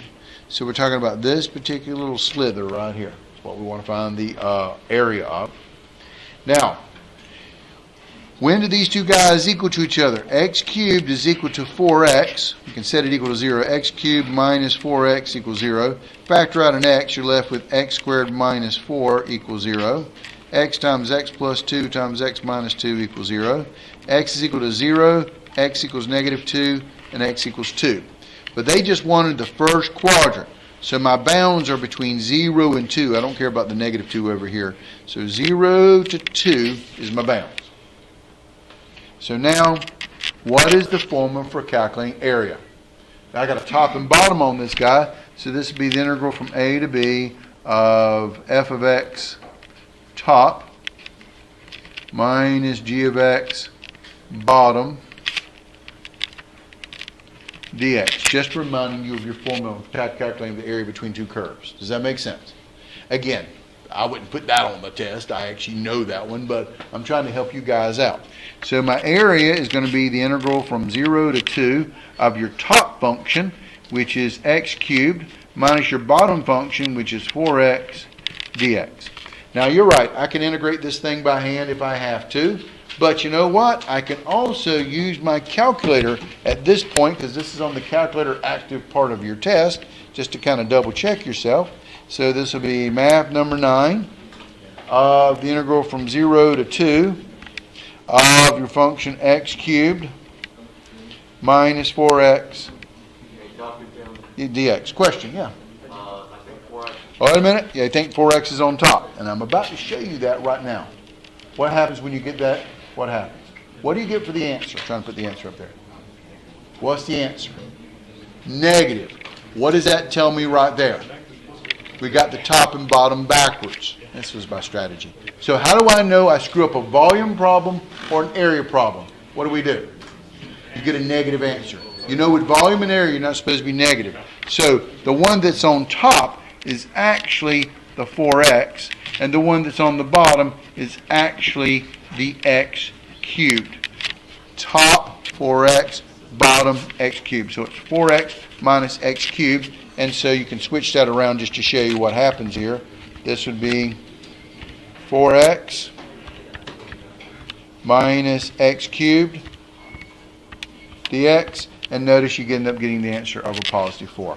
Remember, when you're playing around with this stuff and you end up getting a negative area or a negative volume of an area between two curves of volume rotation, you got your tops and bottoms backwards, or maybe the point radius backwards on the shell method or something like that. So clearly the answer is 4, and this would be units square of answer there. The answer is 4. Here's another one of those interesting problems where you really hate to see them, but this is the way they're going to phrase the question.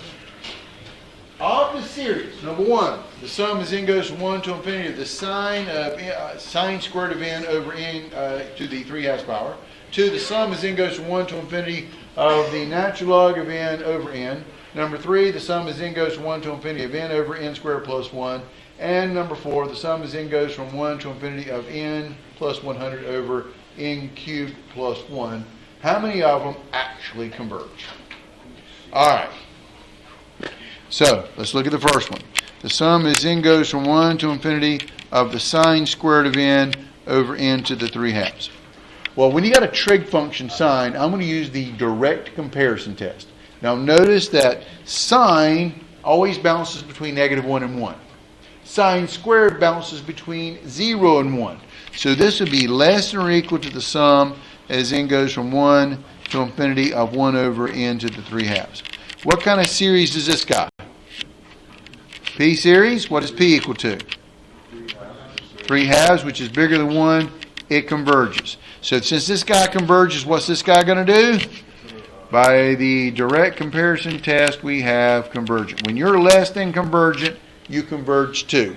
So this is a winner. It converges. Does that make sense? I did the direct comparison test on it. That sine squared, you can bound it upper bound by 1, and 1 over the sum of 1 over n to the 3 halves is a convergent P series. This guy here, number 2. The sum is n goes from 1 to infinity of the natural log of n over n. I see that n on the bottom. Natural log of n over n. I'm going to do another direct comparison test, and with that n on the bottom, I'm going to compare to the sum of 1 over n. Now, what's this dude's name? This guy is the harmonic series. And what does the harmonic series do? Diverges. And since this guy is bigger than divergent, what can we conclude from this? From the direct comparison test, that we have divergence. Does that make sense? If you're bigger than something that blows up, you blow up too. I call the direct comparison test is divergence. So this guy we don't want because he diverges. Does that make sense? Because you compared him to the harmonic. What about this guy, number 3? The sum is n goes from 1 to infinity of n over n squared plus 100. I would do a limit comparison test mentally. I'm actually not going to do the limit comparison test unless they actually tell me to. But who would you compare to? N over n squared. The degrees take over because that's your commander. What does that reduce to? 1 over n. Back to the sum as n goes from 1 to infinity of 1 over n. What kind of series is this guy? Harmonic. And what does the harmonic series do? Diverges. But I don't think I can get my inequality just right, so I would use a limit comparison test, but this is who I compare it to, and so by the limit comparison test, this thing would be divergent because it would compare to a harmonic series, so I don't want this guy. And then number 4, the sum is n goes from 1 to infinity of n plus 100 over n cubed plus 1. Again, your commanders take over. I would do a limit comparison test. And who would you compare to on this guy? What is n over n cubed reduced to? 1 over n squared. What's this guy? This is the P series. P equals 2, which is bigger than 1, which means it's convergent. So by my limit comparison test, these guys are going to do the same thing. And since this guy converges, we have convergence. So this guy. So what is the answer to my problem? None of them, exactly 1, exactly 2, exactly 3, all 4. What's the answer? Exactly 2 of them converge. Does that make sense? Did I lose you guys anywhere? All right. How long did I take for this particular section of test? Question, yeah. Yeah, so for like the natural log of n or n, would it be better to do the limit comparison rather than the direct? No, taking the limit as n approaches infinity is actually awful because that's going to go to infinity. And when you take its derivative, it would be 1 over n. It'll make it still go to 0. But it's bigger than 1 over n because natural log of n is bigger than 1. So you can directly compare it to the harmonic series. The other test you could have used was the integral test. You could integrate natural log of n over n and watch that thing integrate to infinity. So now we have part 3. This is the free response part of the test. 40% of your test. And again, part 3, our test tomorrow is going to look like this, and it's very important. Print your last name first, then your first name, print it so we can actually read it, or the computer can. Your ID number, so you had to bring your ID card, and then your professor's name and your section number. Okay? So, this is the one you want to go out of your way to actually show your work on.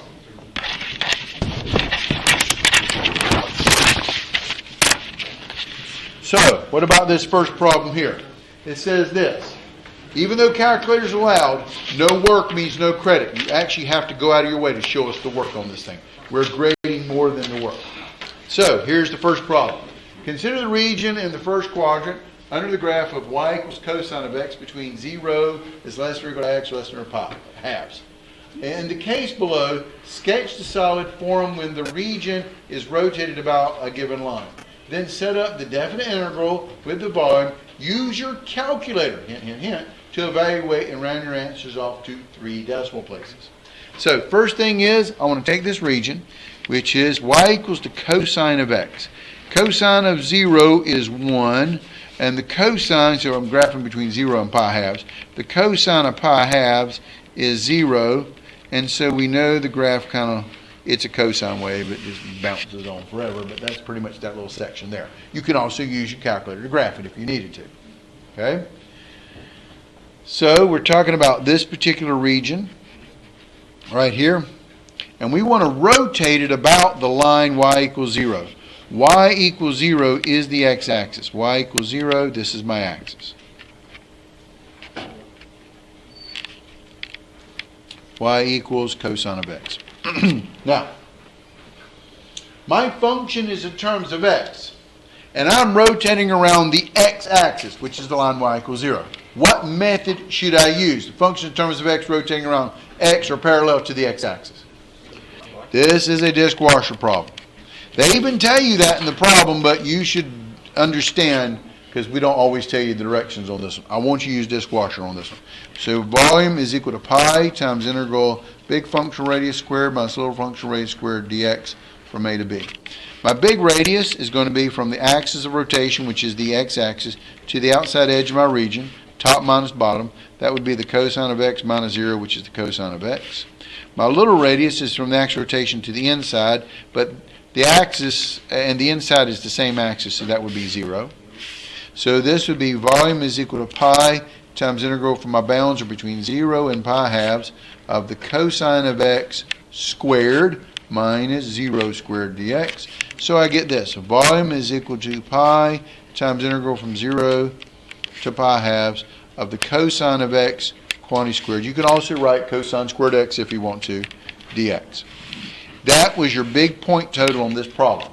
Because remember, read the directions. They say, quote, set up the definite integral. This is the definite integral. Yeah, this is what they're looking for to grade. And then they say, use your calculator to integrate. So on this one,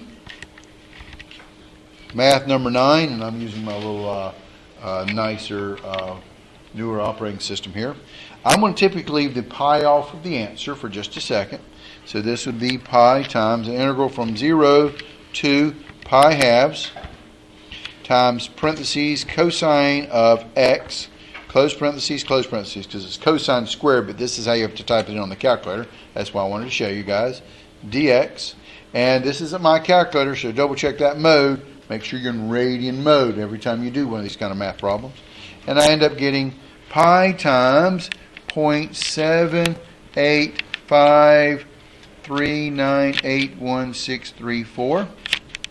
Okay, but they wanted me to round this thing off to 3 decimal places, so now I'm going to stick on that times pi, and this is 2.4674011, and to get it to my 3 decimal places, 1, 2, 3, this is 2.467. This would be volume, which is units cubed. Okay? They just wanted to rotate the volume here. If you wanted to draw what the volume looked like, be my guest. You're rotating it around that line, the x-axis here. So this was your region. It's going to end up looking like a little bullet or something or other. That's what you're trying to write. Does that make sense? Part B asks you to rotate about that same region, but rotate around the line x equals pi. So, again, I'm going to draw the region. You want to draw the picture of these guys. Give them a visual. We also grade off that. You can't do these problems without actually having a visual picture on this stuff. So here is 1, here is pi halves, here is again, this is my region, same region as before. Here is my x-axis, y equals 0. Here is your y-axis. But way over here is the line x equals pi. This is your axis. So let's understand this. My function, which is the cosine of x, is in terms of x. We are rotating around the line x equals pi, which is parallel to the y-axis. Function in terms of x, rotating around y, that's the shell method. Now, they tell you that as well, but you should recognize it in case they don't tell you directions. They just want you to rotate it. You got to use the shell method on this one. This would be 2 pi times integral from a to b of what we call that point radius times f of x top minus g of x bottom of my region dx. So volume would be equal to 2 pi times integral from 0 to pi halves, because that's where my region is located at, 0 to pi halves. Leave a little space for that point radius, we'll talk about him in a second, times the top function, which is the cosine of x, minus the bottom function of my region, which is 0 dx. Let's talk about that point radius for a second. Point radius, you pick an arbitrary point inside your region. Since this is a dx kind of a problem, you want an x arbitrary point, and the distance between that point and the axis. Remember, distance is either top minus bottom or right minus left. We're going vertical on this one, so it is top minus bottom. Excuse me, right minus left. Excuse me. Right minus left. What's on the right? Pi. What's on the left? X. So my point radius is end up going to be equal to that pi minus x. Does that make sense? Right minus left. Pi minus x. So again, cleaning it up, you get volume equals 2 pi times integral from 0 to pi halves of pi minus x times the cosine of x dx. Does that make sense? Did I lose you guys anywhere? All right. Now, they said set up the integral. This is the big point total.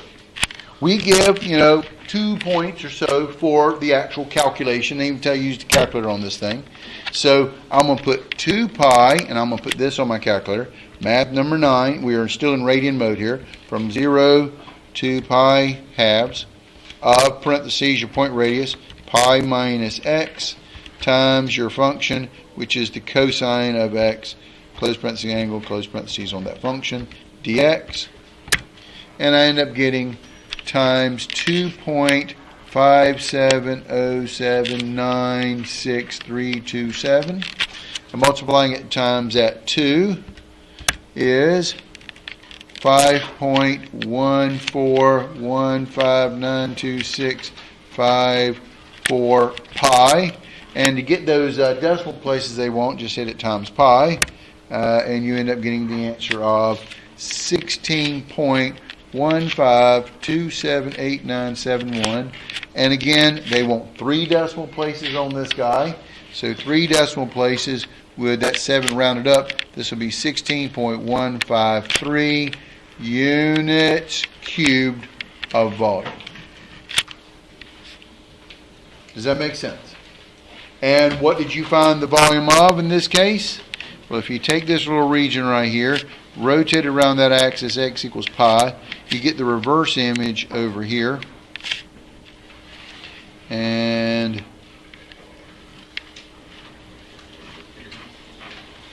this is what you found the volume of, just a general shape of the volume, if they ask you to do that.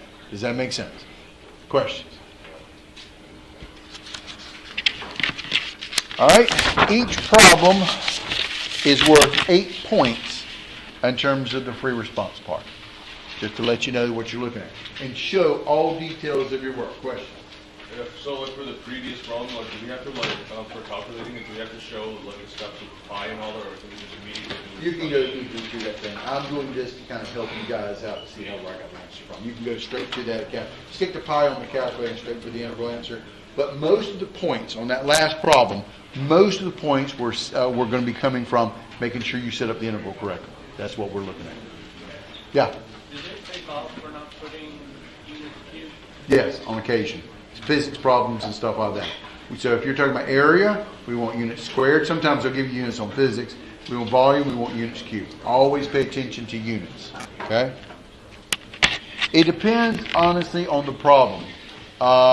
Sometimes we have in the past and sometimes we haven't, especially if they tell you the units is measured in feet or inches or something like that. They're going to be very adamant about making sure, you know, that inches squared for area, inches cubed for volume, stuff like that. All right, consider the region bounded in the first quadrant by y equals 1 minus x squared on 0 is less than or equal to x, which is less than or equal to 1. Use calculus, all right, there it is. Use calculus to find the x-coordinate of the centroid. All right. So first thing I'm going to do on this problem is draw my picture here. Y is equal to 1 minus x squared. Y-intercept is 1. When you plug in 1 over here, you get 0. So here is first quadrant here. First quadrant. Here's the line y equals 1 minus x squared. Here's 0 and here's 1. Okay? So this is the region that we're trying to find the centroid of. And they want the x-coordinate. So we got to know our formulas. The x-coordinate is equal to, for the centroid, is the moment about the y divided by the mass. And just in case you're looking for it, the y-coordinate, what do you think that one's going to be? That's the moment about the x divided by the mass. But they just want this guy. And again, I'm just trying to help you guys out and to remind you guys of stuff. All right. Formula. Mass is equal to density times area. Okay? The density is typically given by this constant rho, unless they change it up on you or something like that. Times the area. And how do I define the area under a curve? That's where our calculus comes in at. The area is going to be the integral from 0 to 1 of my function 1 minus x squared dx.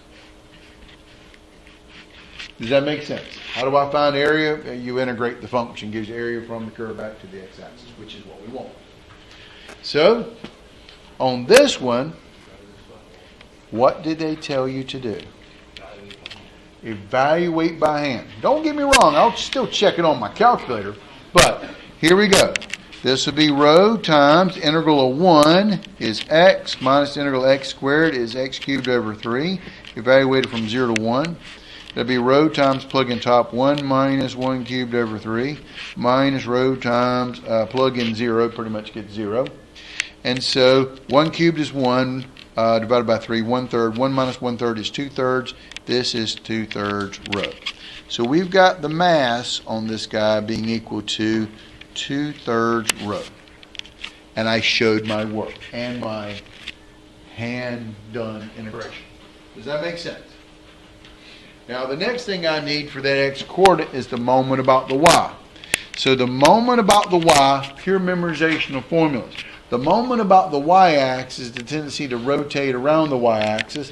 And if you remember, that was kind of like the disc washer method. This would be rho times integral from a to b of x times f of x top minus g of x bottom dx. This was the moment about the y formula you need to know. So in our problem, this would be rho times integral from 0 to 1 of x times the top function up here is that 1 minus x squared minus the bottom function, which is 0 dx. Okay? So on this one, I'm going to clean it up. So this is rho times integral from 0 to 1 of pretty much x times 1 minus x squared dx.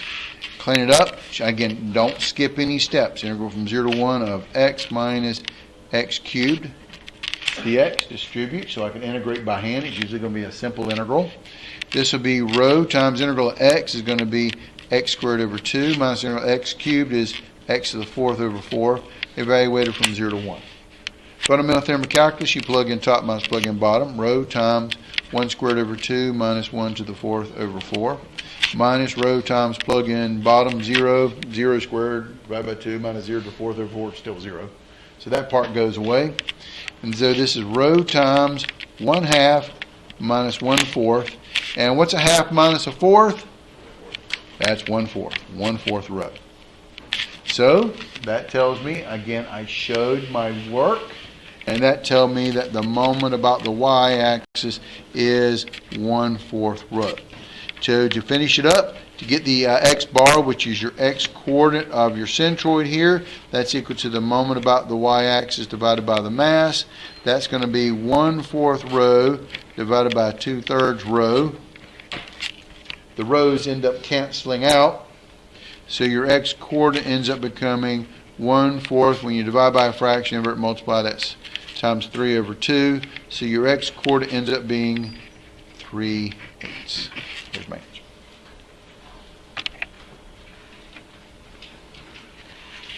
Does that make sense? Did I lose you guys anywhere with this one? But notice the detail of showing my work, because this is free response. And I don't want, if I made a bonehead careless error, trust me, if you make a bonehead careless error, and we can easily identify with good neatness counts showing your work, you're going to get more points than a bunch of chicken scratch on this thing and a wrong answer over here. You started out good. We add on some points and we try to figure out where we made a mistake at. But we got 2,000 papers to grade on this stuff. I can't spend more than a couple of seconds looking at your paper going, where did you mess it up at, if you messed it up at all. And then where you messed it up at is going to be dependent upon how many points we're going to give you or not give you. Does that make sense? Show your work, and neatness counts. All right? Take a look at the next one, number 3. Take a look at this problem, and then take a look at the one that I put on the your test, and I'm sure Professor Taylor did her same thing on her class as well, on this kind of problem. And it's sad people left it blank. That's embarrassing. You should know this crap. Especially chapter 8. We beat you guys to death with this stuff. You should know how to do this problem. And this was nice because we gave it to you. But even on the test, we gave it to you and we made you manipulate it. Take a look at this problem. Use the Maclaurin series expansion. Merry Christmas. They gave you this one. The cosine of x squared is 1 minus x to the 4th over 2 factorial plus x to the 8th over 4 factorial minus x to the 12th over 6 factorial plus dot, dot, dot. Okay? Valid for all real numbers x. Use the expansion to get the first 3 terms of the power series of the integral of the cosine of x squared dx. So what they want me to do is integrate the cosine of x squared dx. Well, they gave me the power series for cosine. On my test, I gave you cosine of x, and then you had to plug in the x squared, because power series are easy to manipulate. Replace x with x squared. Clean them up, but here it is. All you want to do is integrate this. 1 minus x to the 4th over 2 factorial plus x to the 8th over 4 factorial minus x to the 12th over 6 factorial plus dot, dot, dot. And if you need more terms, catch a pattern. You know, the next one's going to be, what, x to the 16th over 8 factorial. I mean, literally, you got to catch patterns on these things. Now, here it is. So this would be, what's the integral of 1? X. Minus what's the integral of x to the 4th? X to the 5th over 5 times 2 factorial. That's a factorial. I can't read my handwriting here. Plus, what's the integral of x to the 8th? X to the 9th over 9 times 4 factorial. Okay?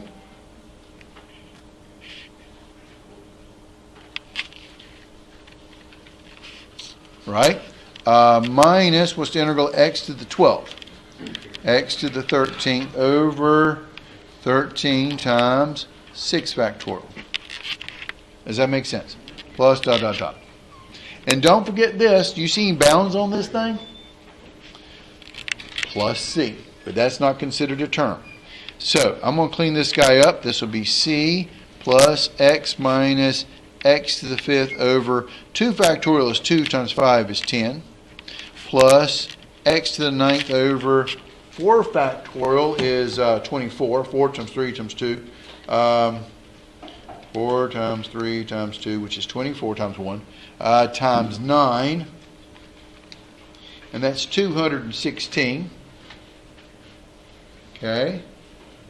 So that's 216 minus x to the 13th over 6 factorial, which is 6 times 5 times 4 times 3 times 2 times 1. I am sticking this on my calculator just to let you guys know that's what I'm doing. And then that's 6 factorial times 13, because I want some nice numbers on this thing. That's 9,360 plus ... But then the last thing I'm going to do is make sure I answer the question. And make sure you answer the question. What did they want me to write out? The first 3 terms. The plus c doesn't count. So the answer is going to be c plus x minus x to the 5th over 10 plus x to the 9th over 216. There is my answer. You'll see why I want to do one more term. It's always good to catch a pattern on this thing here. All right, so there's my answer. Does that make sense? First 3 non-zero terms here, and don't count the c. Yeah. No, wait, why wouldn't it be x minus x to the 5th over 10 plus x to the 9th over 216? And you said why would it be plus c? It is. I just put him in front.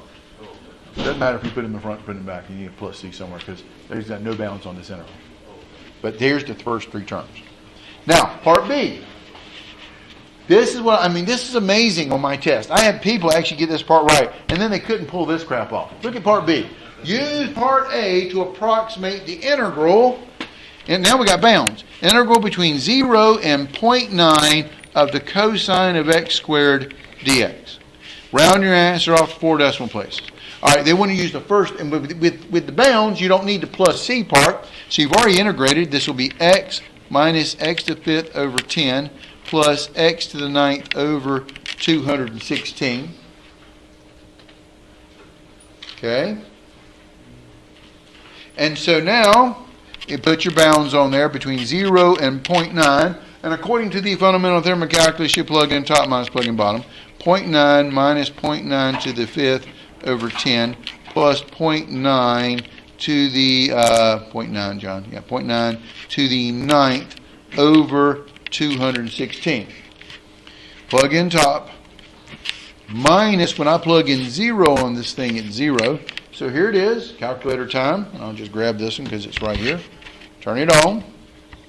This will be 0.9 minus parentheses 0.9, close parentheses to the 5th, over error divided by 10, plus 0.9 to the 9th divided by 216. And what do I get for this answer? 0.8427446134. Does that make sense? Did I lose you guys anywhere? And now, they want me to round this off to how many decimal places? 4. 1, 2, 3, 4. That would be 0.8427. And this is what I would put in the answer box. Now, we're doing the grade scope thing. There'll be answer boxes we want you to put these answers into. Does that make sense? And I'm going to double check something or other because I have a brain. And I got a calculator that belongs to somebody else. So, here it is. Math number 9. Integral from, what was it, 0 to 0.9 of, what was my function here? It was the cosine of x squared dx. This is what we were trying to approximate.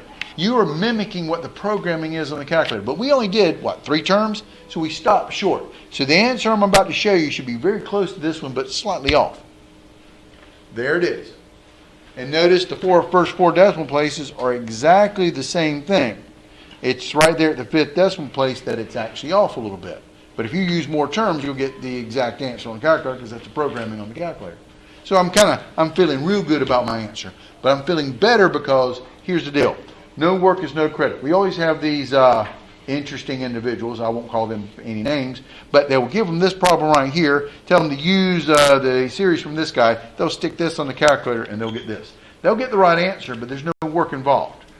We usually take off extra points for that. So don't show your work. So there'll be no points whatsoever for just calculator answer. All right, but now notice this guy here. And this is why I always do a little extra until then I give you my answer. Use the alternating series estimation theorem to give an upper bound for the error you got in part A. So if you notice this thing here, the integral of 0 to 0.9 of the cosine of x squared dx is equal to that 0.9 minus 0.9 to the 5th over 10 plus 0.9 to the 9th over 216, plus dot, dot, dot. Now, it alternates, plus, minus, plus. So this is the alternating series estimation theorem. We know that the remainder for, in this case, 3 terms, which is equal to the true sum minus the partial sum of 3 terms, is less than or equal to b n, which is 3 plus 1. You remember this alternating series estimation theorem. Alternating series estimation theorem says this. When you got an alternating series and you cut it off, the next term up will be your error. Does that make sense? So, I got to go figure out who is B4. What's my B4 term? And it's absolute value, so we don't care about the alternating part. So I came over here. This is why I wrote out 4 terms. 1, 2, 3. There's the 4th term right there. It's absolute value. So the 4th term is this actual x to the 13th over 9,360, and x is equal to 0.9. Does that make sense? You see where this 4th term came from, because I had to go all the way back up here to actually get my 4th term. And now plugging in 9, I get my error on 3 terms to be less than or equal to 0.9 to the 13th divided by 9,360. Yeah. And so, again, putting it on my handy dandy calculator here, when I plug this in, I end up getting 0.00040271566862862 on my calculator. It's actually 2.7 e negative 5, by the way. And so there is going to be my error, which you notice I got these 4 decimal places, so I'm accurate within 4 decimal places according to this thing. Does that make sense? And if you don't believe me, fine. Here it is. 0.9 raised to the 13th power divided by, what was that number? 9,360. And notice that e negative 5, so I just moved my decimal place 5 places to the left. 0.0000. Question, yeah? So for a problem that doesn't say round to any decimal places, so you have to write it out? Write it out, absolutely. We're engineers, we're science majors, we're STEM majors. Rounding is for lightweights that causes error. We don't want error. Give them all the decimal places unless they specify otherwise. Yeah? We leave it as the e, the negative 5. You can do that, but it really shows if you move the decimal place over how accurate the thing really is by seeing all those zeros. What a surprise on the next problem. Big point total here. It says this.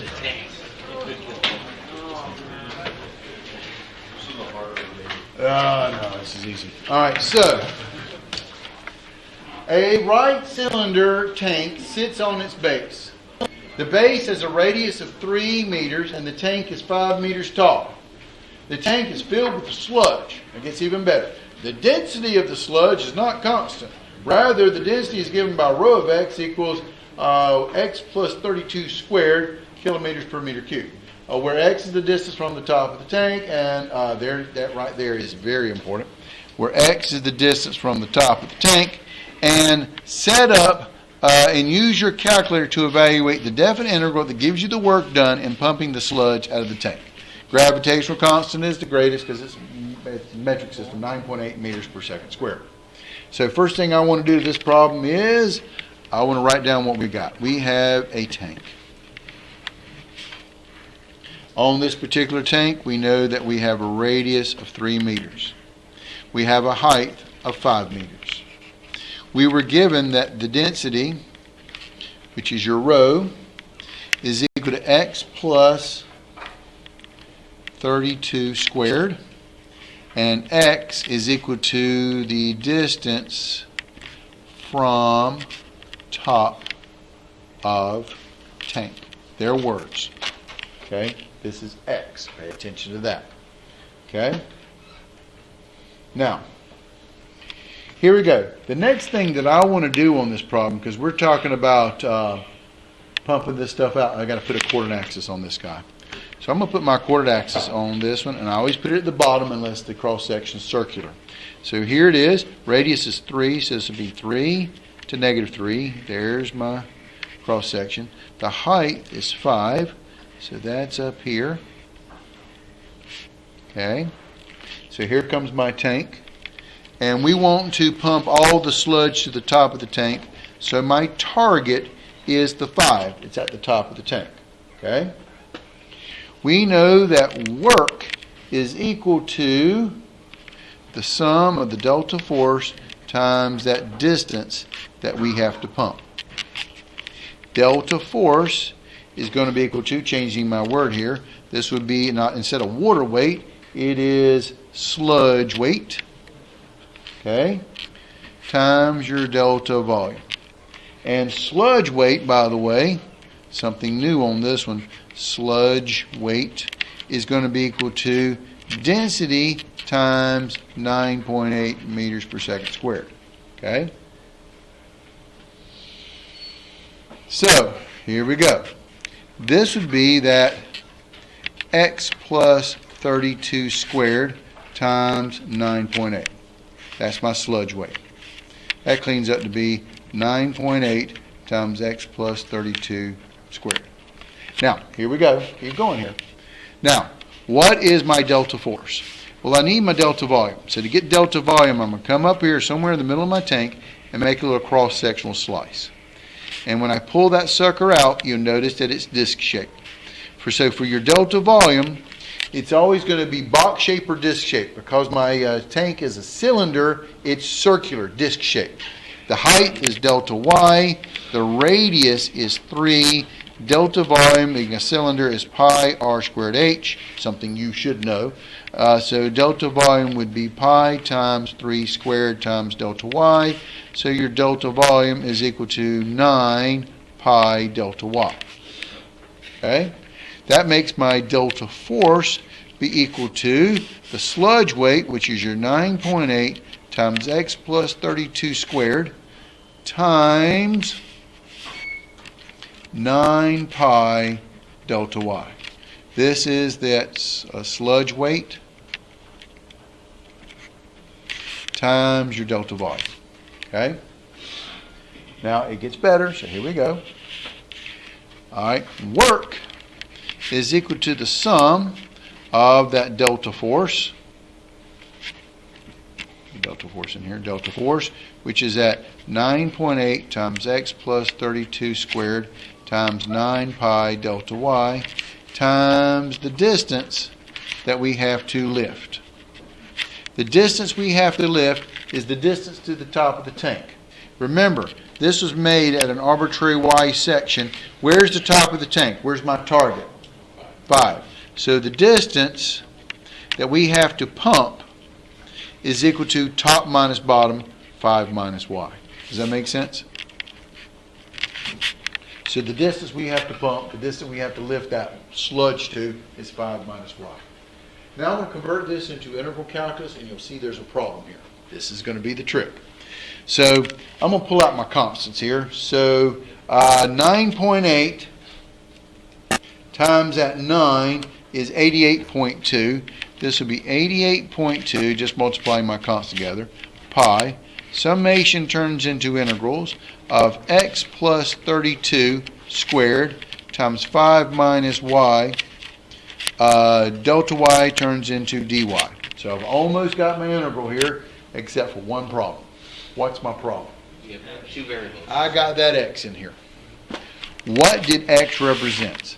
X represents the distance to the top of the tank.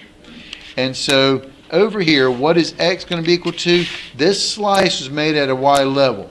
This is the x, which is your distance to the top of the tank. What was that distance equal to? So what is x actually equal to? What was the distance we have to pump? What is x equal to? It's actually 5 minus y.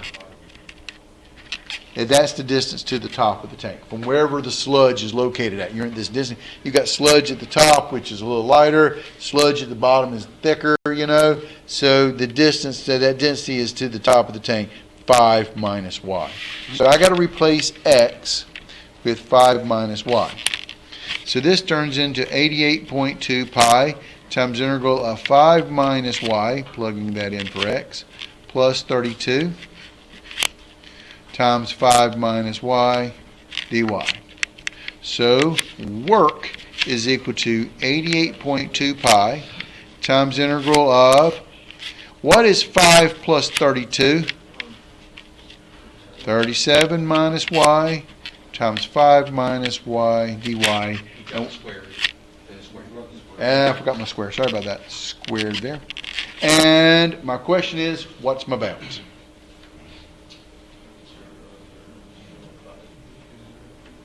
It is from where? You got it. From 0 to 5. This right here is my actual work. Does that make sense? Set up the integral. And then it's nasty, so we will use our calculator to integrate this thing. And did they say how many decimal places? No. So I'm going to leave the pi off on the answers. Just give them all the decimals here. This will be 88.2, math number 9, integral from 0 to 5 of, parentheses, 37 minus x, close parentheses, squared, times 5 minus x, close parentheses, dx. So I end up getting the answer to be 137,941.25 pi. And what would my units be? And if you don't put the units, you lose a point or two. This is work. And this is all in the metric system. So what is it? Joules. And if they want you to write it out so many decimal places, you multiply it times that pi, and you end up getting the answer of 432, okay, 8930.108 joules. There is my actual answer for the amount of work done. 4,328,930.108 joules. Question? Yeah. What would the cross section be for this problem? It's a rectangle. It's because it's a tank on the side. And it's disc shaped, right? And when you make a slice vertically, it's disc. Yeah. And then problem number 5. Well, we're back to doing the midpoint formula again.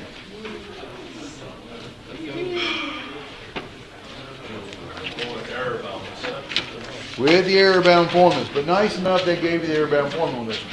All right, so it says this. Consider the definite integral from 0 to 1 of 1 over x plus 1 dx. Use the midpoint with n equals 2 subintervals of equal length to approximate the definite integral above. Round your answer off to 2 decimal places. Be sure to show your work. So over here, we're trying to integrate the integral from 0 to 1 of 1 over x plus 1 dx. So my function here that we're trying to integrate is that actual 1 over x plus 1. Okay? Where most people screwed this up on this problem right from the get-go. They integrated, got the natural log of x plus 1. That's what you're trying to approximate, dude. Yeah, you can actually integrate this guy, but we don't want to integrate him. We want to use the midpoint rule to approximate the integral. So my function that we're trying to integrate, which is your f of x, is 1 over x plus 1. Okay? Now, here, your a is equal to 0, your b is equal to 1, and they tell you that n is equal to 2 subintervals. So from that, I'm going to go after my delta x, b minus a over n. That's 1 minus 0 over 2. That's 1/2. So always draw out at least your axis here. We're starting at 0. We go over 1/2. Another 1/2, we go over to 1. Okay? 0 to 1, 2 partitions. Here they are. Okay? But we're supposed to use the midpoint. So what is the midpoint between 0 and 1/2? 1/4, a quarter. What's between 1/2 and 1? What's the midpoint? 3/4. So these are the midpoints. And to remind you, your midpoint rule for two partitions is that sum of f of xi bar, the midpoints, times delta x. You got to show me this work. This would be f of your first midpoint, which is 1/4, plus f of your next midpoint, which is 3/4. But there's only two partitions, so there's two f numbers, times your delta x. You have to show me that work. That's what we're looking for. Now, this is equal to f of 1/4. This was my function. You got to plug it in there. This would be 1 over 1/4 plus 1 plus 1 over 3/4 plus 1 times your delta x. What is your delta x equal to? 1/2. Now, if you want to, you can actually clean this stuff up. You didn't have to because at some point you use a calculator, but you got to show us you plugging numbers in. Don't leave it here and then go for the answer because we know what we gave you guys in terms of your calculator project program stuff here. All right? So, what's 1 plus 1/4 is 5/4. Invert, that'll be 4/5. Plus 1 plus 3/4, that's 7/4. Invert, that's 4/7. Times 1/2. And so when I put it on my calculator, double check me on this, but I got 0.6857142857. But they did say 2 decimal places. So M2 is going to be equal to how much? 0.69. Does that make sense? Did I lose you guys anywhere? Now, it's not my calculator, so I got to double check it. Do we have a program on this thing? No, you didn't put the program on yours. Shame. Okay. All right, program. Turn it on. Program. We got lots of programs on this one. Do you happen to have mine? Yes, you do. All right, so here we go. Y equals, let's plug in my function. 1 plus parentheses, 1 divided by parentheses, x plus 1. Program, Raymond. Number 8 on this one. All right, what was A? 0. What was B? 1. What was the number of partitions? 2. And I hit enter, and I just screwed it up, so let's do it again. I enter twice. So 0, 1, 2. There it is. We want midpoint, and double check that number out right there. I'm feeling real good about my answer. I showed my work, so yes, use your calculator to double check this stuff. You definitely want that program going on. Now, part B, to finish this thing up, is we want to talk about the error on this particular problem. All right. So, on this particular problem, the error bound form for the midpoint is this. Error bound is k times b minus a to the fifth over, it's going to be b minus a to the third over 24n squared. Determine how large of an n we need to approximate the midpoint to be within 0.00001 of the answer. Well, the first thing you got to do is you got to find k. K is the maximum value of the second derivative. My function is, again, 1 over x plus 1, which is x plus 1 to the negative 1. So my first derivative is negative 1 x plus 1 to the negative 2. Derivative outside, inside stays the same time, derivative inside, which is 1. This is just negative 1 times x plus 1 to the negative 2. My second derivative is going to be negative 2 times negative 1, which is 2 times x plus 1, subtract 1 to the negative 3 times derivative inside, which is 1, which when you clean that up, that's actually 2 over x plus 1 cubed. There is my second derivative. My bounds are between 0 and 1. So I'm going to graph this guy between 0 and 1. When I plug in 0, I end up getting 2. When I plug in 1, 1 plus 1 is 2, cubed is 8, 2 eighths is 1/4. Here's about a quarter right here, that's that point. And it's going to look like this. You can also put it on your calculator, but there it is. Where is your k value? It's the maximum value. Max value of that second derivative over that interval. Okay? And where's that going to be at? K equals what in this problem? 2. It's right here. There's your max value right there. K equals 2. Now that I've got that, that's half the points on this thing right here. Now, here we go. EM is less than or equal to k times b minus a cubed over 24n squared. Okay? And so this k is 2 times your a is 0, your b is 1. That'll be 1 minus 0 cubed over 24n squared. And that's got to be less or equal to that point 0, 0, 4 zeros, 0, 0, 1. Does that make sense? K is 2, B is 1, A is 0. We're solving for n. How many n's do we need to have? And don't forget we got a round on this thing. You have a whole number integer here. So 1 minus 0 is 1, cubed is 1 times 2 is 2. 2 over 24n squared is less or equal to 0.00001. Okay? I would multiply by 24n squared. I know I could reduce my fractions, don't care. So you get 2 is less or equal to, and again putting on my calculator to make sure I don't screw this up, 0.0001 times 24 is 3 zeros, 0.00024 n squared.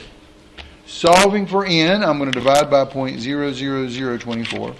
Divide by 0.00024. So you end up getting n squared has got to be greater than or equal to 2 divided by 0.00024 is 8,333.33333. Now what do you got to do to solve for n? Square root of both sides. N's got to be greater than or equal to, and plugging in this number, square root on my calculator here, I end up getting 91.287,09292. But what do we do with n? I don't care what the decimal is. You can't have a 0.82 of a partition. So what do? You round up. Rounding up tells me n has got to be how much? 92. And that's what goes in the blank where there's the what's involved. Does that make sense? Now this clock's about an hour off here, but how long did I take to do this whole test with explanation? About an hour, about how much? 2 hours and some change. There it is, 2 hours and 26 minutes. And don't forget the first 5 minutes was me just talking about all the things you got to do. All right? So, the last thing I want to do before I let you guys go is this. Because it's embarrassing because I know this is going to be on your exam. So it's sad if you guys can't do this. So I grabbed the copy of it for my students, but if you're in Professor Taylor's class, you can watch along. Yeah.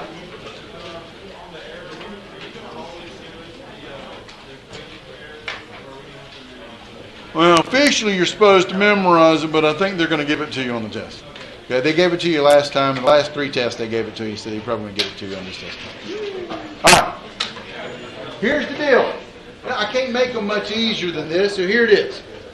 But people seem to want to screw this problem up. So this is one that was on my test. This is version A, by the way. Here it is. Recall that, and it was sad that I gave you guys this, but I'm trying to mimic what they're going to do on the final exam. Sometimes they give you those 5 memorized power series, and sometimes they don't. This time I did. You're supposed to find the power series for the arc tangent of x squared. But here's the deal. I made you do 4 non-zero terms. How many terms did I write out? 3. I messed you guys up. I didn't give you all you needed. You need to catch a pattern. What would the next term be? Minus x to the 7 over 7. And how do I do this? We love power series because they're easy to manipulate. All I'm going to do is replace x with x squared. So this is x squared minus x squared cubed over 3 plus x squared to the 5th over 5 minus x squared to the 7th over 7 plus dot dot dot. Clean it up. This is x squared minus power to a power you multiply. You'd be amazed how many people screwed that up. X to the 6 over 3 plus x to the 10th over 5 minus x to the 14th over 7.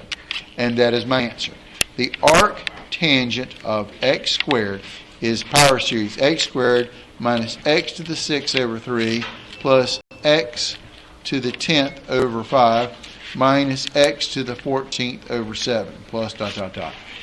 Now, I have people who got this part right, and they didn't even do the second part. How embarrassing. You know something, write something down. We want to integrate 0 to 0.5 of the arc tangent of x squared using the answer up here.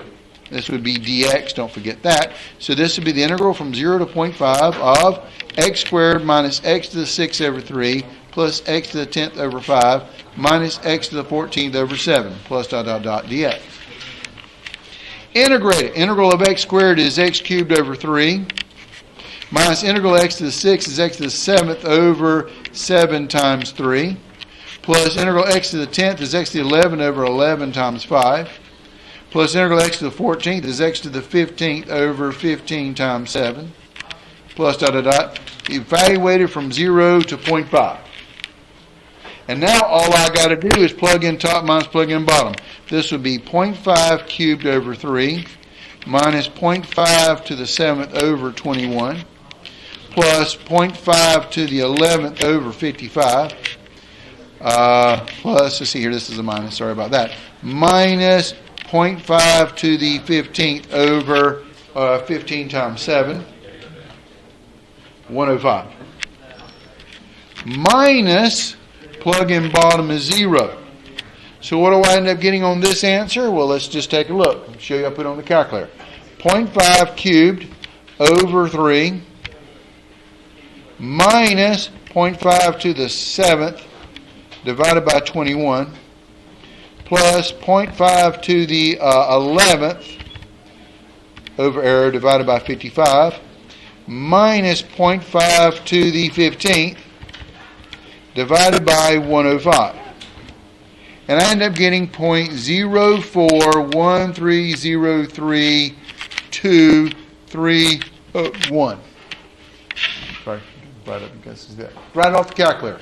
Now, use your brain and your calculator. We are estimating the integral from 0 to 0.5 of the arctangent, tangent inverse of x squared dx. And I want to check it out to make sure it's within this accuracy here. So that's why I gave you the accuracy. And I should get pretty darn close to the same number. At some point, it's going to be off because we did it. But you notice where it's off is within that many decimal places. So I know I got it right. Was that hard? No. Hey, power series are easy to manipulate. Look at this one. I'll show you where most people messed up on this one here. Recall this guy here. I gave you the power series for 1 over 1 plus 1 over x plus 1 plus x. We want to find a power series for this guy. Here's people couldn't figure this out. What's the relationship of the natural log of 1 plus x and 1 over 1 plus x? Well, to get the natural log of 1 plus x, you actually have to integrate 1 over 1 plus x. If you don't know that, well, back to Calc 1 we go, and we'll start this game all over again. All right, so I gave you the power series for this guy, and they said 3 non-zero terms.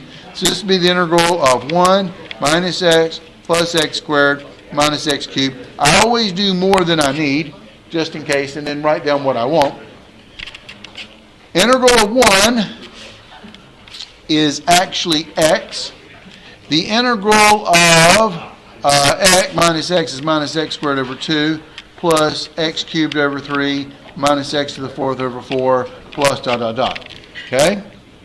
We want the first 3 non-zero terms. Now officially you got a plus c on this guy because you integrate it. We don't count that term here. And I can tell you right now the c is actually going to be 0 because the natural log of 1 plus x is this c plus x minus x squared over 2 plus x cubed over 3 stuff here.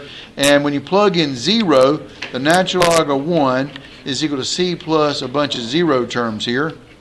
And the natural log of 1 is 0, so c equals 0. So you didn't have to write the 0, but if you did write the c, that's fine, it was 0. But the answer was this, x plus, excuse me here, it is x, there it is right there, x minus x squared over 2 plus x cubed over 3. That's a minus right there. This is what we were looking for. 3 non-zero terms. Now, here's where most people screwed it up. What is the natural log of 1.1? Well, remember, you're using the function of the natural log of 1 plus x. What does x have to be to get 1.1? 0.1. A lot of people chunked in 1.1. That was sad. So this would be 0.1 minus 0.1 squared over 2 plus 0.1 cubed over 3. And you end up getting your answer on that one here. Yeah, with that one, I was like wondering like why it was like way off when I was plugging in. Right, and that's because you were plugging in the wrong number. Squared divided by 2 plus 0.1 cubed divided by 3, and I end up getting 0.095333333. Now this one right here, I'm going to finish this up quickly, I'm not going to actually do them for you, is this. This is an alternating series. It's got a factorial in it. What test would you use to figure out if this thing converges or diverges? Ratio test. And you'll end up getting, with the factorial on the bottom, you'll end up getting L equals 0, which is less than 1, which means this series is going to be absolutely convergent. You can look at it because it's got a factorial in it. Factorial on the bottom, series always converges. Factorial on top, series almost always diverges, except at the 0 point, whatever. So that's really easy to see, but a ratio test was the answer, and L would be 0. And now you find the first 4 terms, so starting at 1, 2, 3, 4, add them up, and then the error is going to be that 5th term as you write this thing out. That was the test, and I can't make them much easier than that. And this is the type of stuff that's going to be on your final exam. So study hard. And for my class, I'll see you guys tomorrow about 5 o'clock over in Epic. So see you guys then.